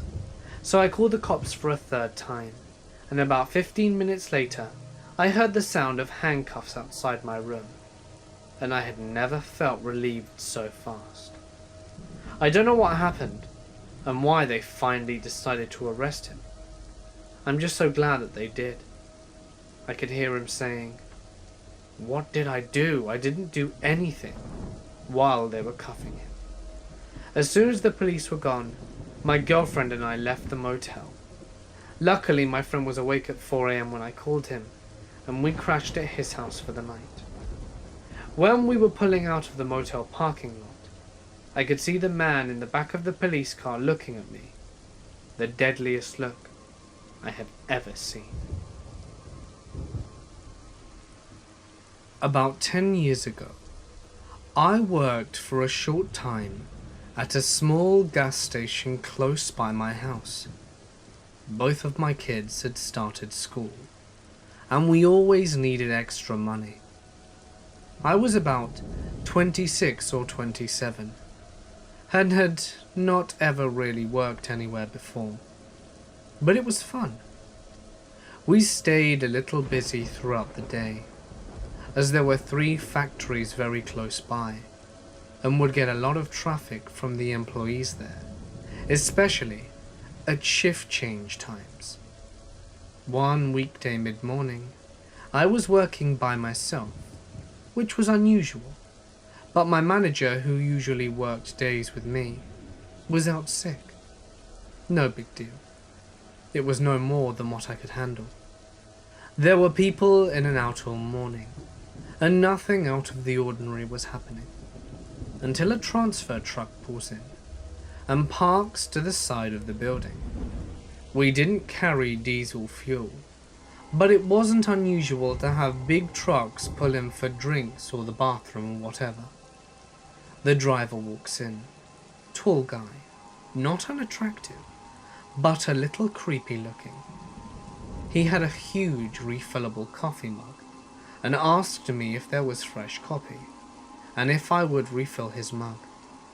I told him it wouldn't be a problem. He refills his mug and comes up to pay and starts chit-chatting. He told me that he had a delivery for one of the factories up the street and asked what would be the best way to get there. So I told him, no big deal. It happens all the time. Then he started to tell me that he was from Arkansas and that after he dropped off his load, he was heading back home for a few days. I was just politely nodding my head. Then he asks me if there was a restaurant. I told him and pointed to where one was, but did not come out from behind the counter. He starts trying to chat with me again without going, and asks me if I was working alone. And that's when all kinds of signals started going off in my head. I told him my co-worker had to run an errand, but would be right back. He winds up staying there for about 20 minutes, trying to small talk, and asked me at least 6 or 7 times where the restroom was. During this time, customers were coming in and out, and when someone would come in, he would walk around the store, kind of behind shelves. At this point, I am trying to maintain my calm and figure out what I need to do to get him the hell out of there. I look out at the gas pumps, and I saw a man from one of the factories up the street on a forklift, filling it up with gas.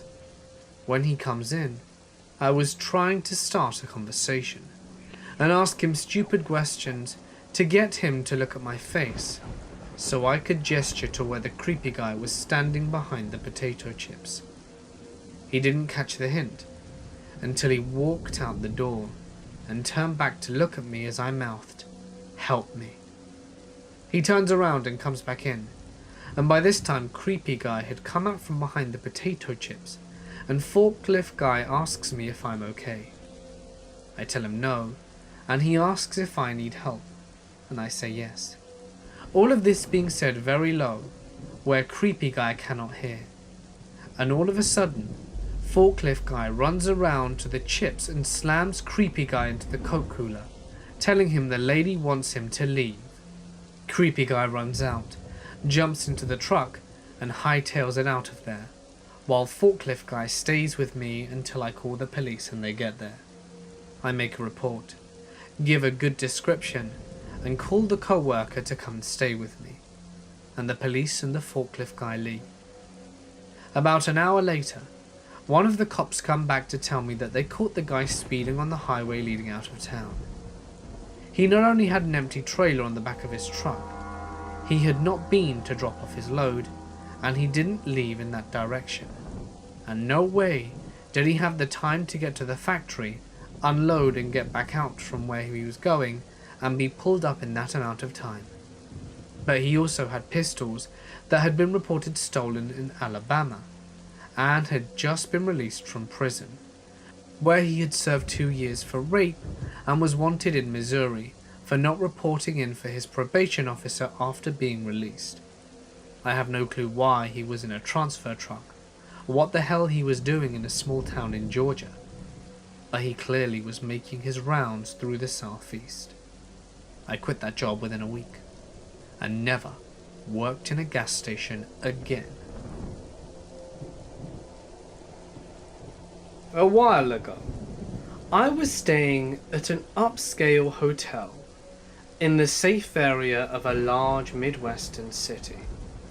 I am a 16-year-old female, and I was in a room by myself, with my parents a few floors down. In theory, this isn't unsafe by any means, But I had bad luck on this particular trip. Our first night, we passed without incident. Me in my room, and my parents in theirs. I watched a pay-per-view movie, and ate way too much from the snack bar. I didn't have any reason to feel unsafe. And the next morning, we did the usual tourist stuff that one does when visiting a new city, as we ate breakfast in the hotel restaurant. I noticed a man who looked to be in his 60s staring at me for an abnormally long amount of time. I won't lie, as a young, decently attractive female, I'm used to getting the occasional inappropriate look from guys. So I just ignored it, and chalked it up to either him being a perv, or thinking that I looked like his granddaughter or something. The next night, my parents allowed me to meet up with a friend for dinner who lived in the area. He met me in the hotel lobby, and we had a nice dinner, and then went back to the hotel for drinks. Coincidentally, the same man who had been eyeing me earlier was at the bar. This time I knew I didn't remind him of his granddaughter. Even with my buff guy friend next to me, his eyes traced every curve of my body. I felt unsettled and mentioned it to my friend Ethan, who glanced over and also seemed really weirded out by how obvious this guy was leering. We left the bar quickly, and now it was around 12:30. Ethan walked me to the elevators of the hotel, and once I pushed the button, left. I wish I could have asked him to stay, because no sooner had he walked away that my creeper came running around the corner and stood there waiting with me for the elevator.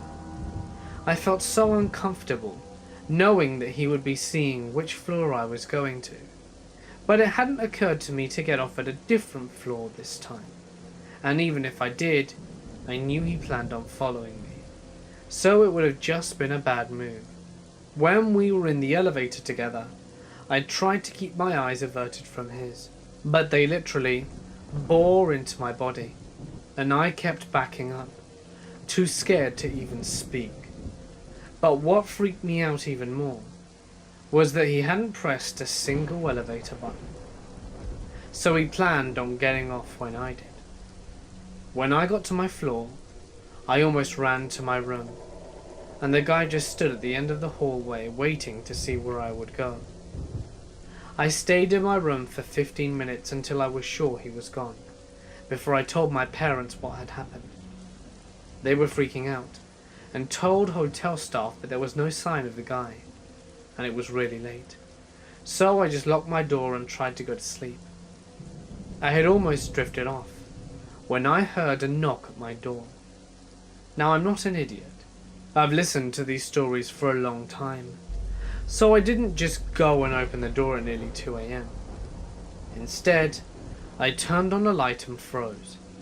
At this point my intuition had kicked in, and I knew it was the guy, and I was near tears, but the knocking kept continuing, harder and harder, so I finally shouted and asked it who it was. The voice that replied to me was the most chilling thing I've ever heard. High-pitched, but growly, almost giggly, and so disturbing I can barely describe it. "It's hotel staff, please let me in." I was terrified, and looked through the peephole to confirm that it was the same creepy old guy. I locked myself in the bathroom and called my dad's phone. He has the habit of always keeping the ringer on, so he answered me almost immediately, and I tried to tell him what was going on through my tears. And what happened next just gave me nightmares. My dad naturally went into superhero mode, and opened his door to find the old man in just a robe, masturbating. It's pretty obvious to piece together what he was planning, and I still dream about it and have severe PTSD. My dad slugged the dude in the face, and made sure he didn't move an inch while my mum called hotel security. We pressed charges and the guy is now in prison, on what I think are assault and intent to commit rape charges. This is a story about my husband's uncle's ex-wife, Jessica, and their son, Jeremy. It is a tale of true sadness and terror. It is 100% true. Neil, my husband, grew up with his uncle and his aunt Jessica. She was a nurse, and his uncle worked at different jobs. His cousin Jeremy was a sweet little boy. Neil says some of his best memories were spent with them. But something happened, and his uncle and Jessica ended up getting a divorce. I'm not sure what happened in their relationship, because I wasn't with Neil then. I remember Neil's family speaking of Jeremy though. His dad tried to see him, but there were problems with Jessica and his then current wife. Anyways, Jessica was trying to move on and met a man online. He came to see her and they fell in love. The man was none other than the death angel himself, Michael Kennedy. Soon as Jessica and Michael had married, he became abusive to her, and she filed for a protective order. A member of their family, Jessica's grandmother I think, had her home broken into. She was there alone, where the police think that Michael and another man beat her nearly to death and stole everything they could carry. The grandmother later died as a result of her horrific injuries. The police has never to my knowledge charged Michael with anything related to the grandmother. Now this next part I was not an eyewitness to. The only people that can tell you anything about what really happened that Sunday morning would be Jeremy, Jessica, and Michael. Saturday night, Jessica's sister stays with her because she's scared out of her mind. But Sunday morning, she leaves and goes home to her family. All's well when she departed the home. Michael then proceeds to break into Jessica and Jeremy's trailer. He starts with Jessica first. He beats her and shoots her. Jeremy runs into another room and grabs a gun and returns opening fire on Michael. It does no good. He gets Jeremy and shoots him also. One shot went into his eye. He was 16. After all this, Michael again steals some of their property. They were found by her sister returning home. Jeremy's body was at the door, and Jessica was a few feet away. She calls 911, and when they get there, they discover that Jessica isn't dead. They rush her to the hospital, while they pronounce Jeremy dead. He tried defending his mother. He was a good kid with hopes and dreams. But it all evaporated into nothing. Jessica pulled through and fought for her life until she passed away on May 25th. She slipped away to reunite with her baby boy. I'll never forget that day, because that was my birthday. That morning at 3 a.m, my back door that was locked and had an alarm on it swung open, completely opening, setting off the alarm. Michael had been caught and charged with 2 counts of first-degree murder and is currently in jail in protective custody. I didn't tell this story as disrespect to the family or to take credit for anything. I just want this tale to be told as both a warning to men and women. Please, be careful who you meet and date, especially when you find them online. Jessica would have never dated this man knowing what would happen. She just wanted love in her life. But love can blind even the noblest of souls. So please, think twice about everything and everyone.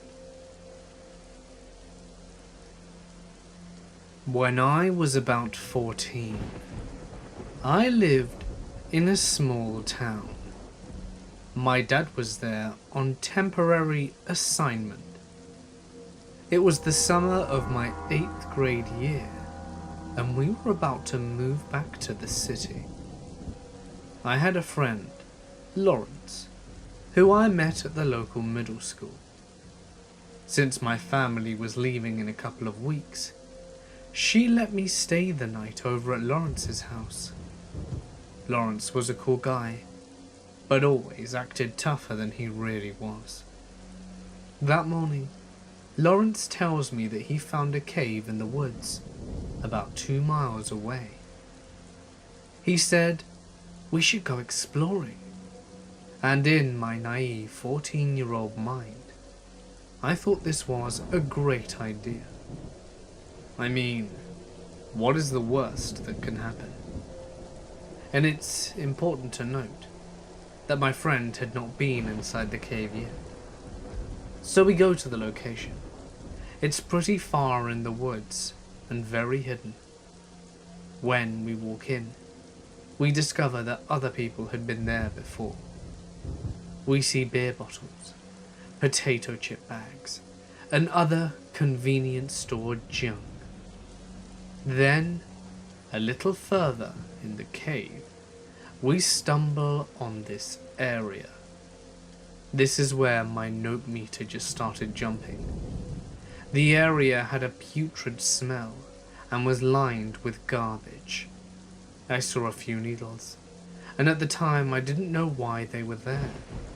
A grocery bag that seemed to be their portable outhouse, and a makeshift bed.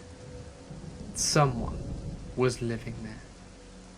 I know there are homeless people in the area, but I am on high alert at this point. I saw some other stuff that I later came to realize were sex toys, a ball gag, rope, anal beads, among other things. I'm getting nervous at this point. We are potentially in a crazy homeless person's den. Then the next thing I found was beyond creepy.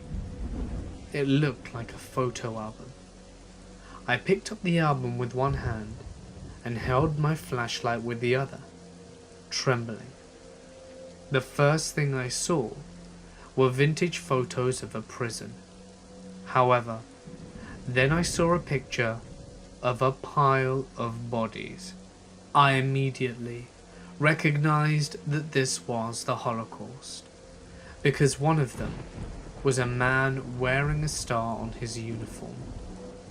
The whole page looked like graphic concentration camp photos. When I tried flipping the page, I noticed 2 of them were stuck together. Then I saw some gooey substance. It took a second to register what I was seeing, keeping in mind I was only 14 at the time. Then it hit me like a sack of bricks. This man was pleasuring himself to these pictures. I froze in sheer terror, because I could never imagine anyone being that screwed up.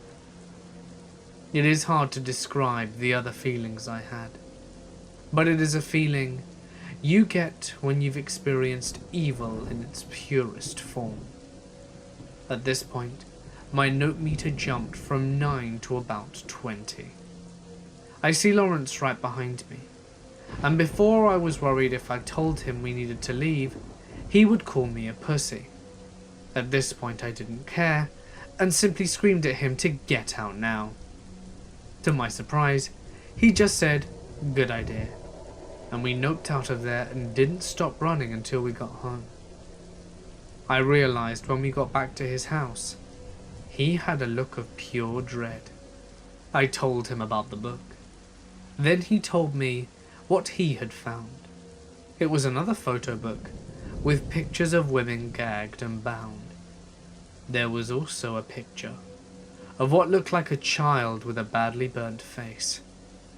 Then he heard the sound of someone coughing and moving further down in the cave, although I didn't hear it, and was about to tell me to run. We finally told his parents later that day. The police were called, but the only thing they found was trash, and naturally, nothing ever came of it.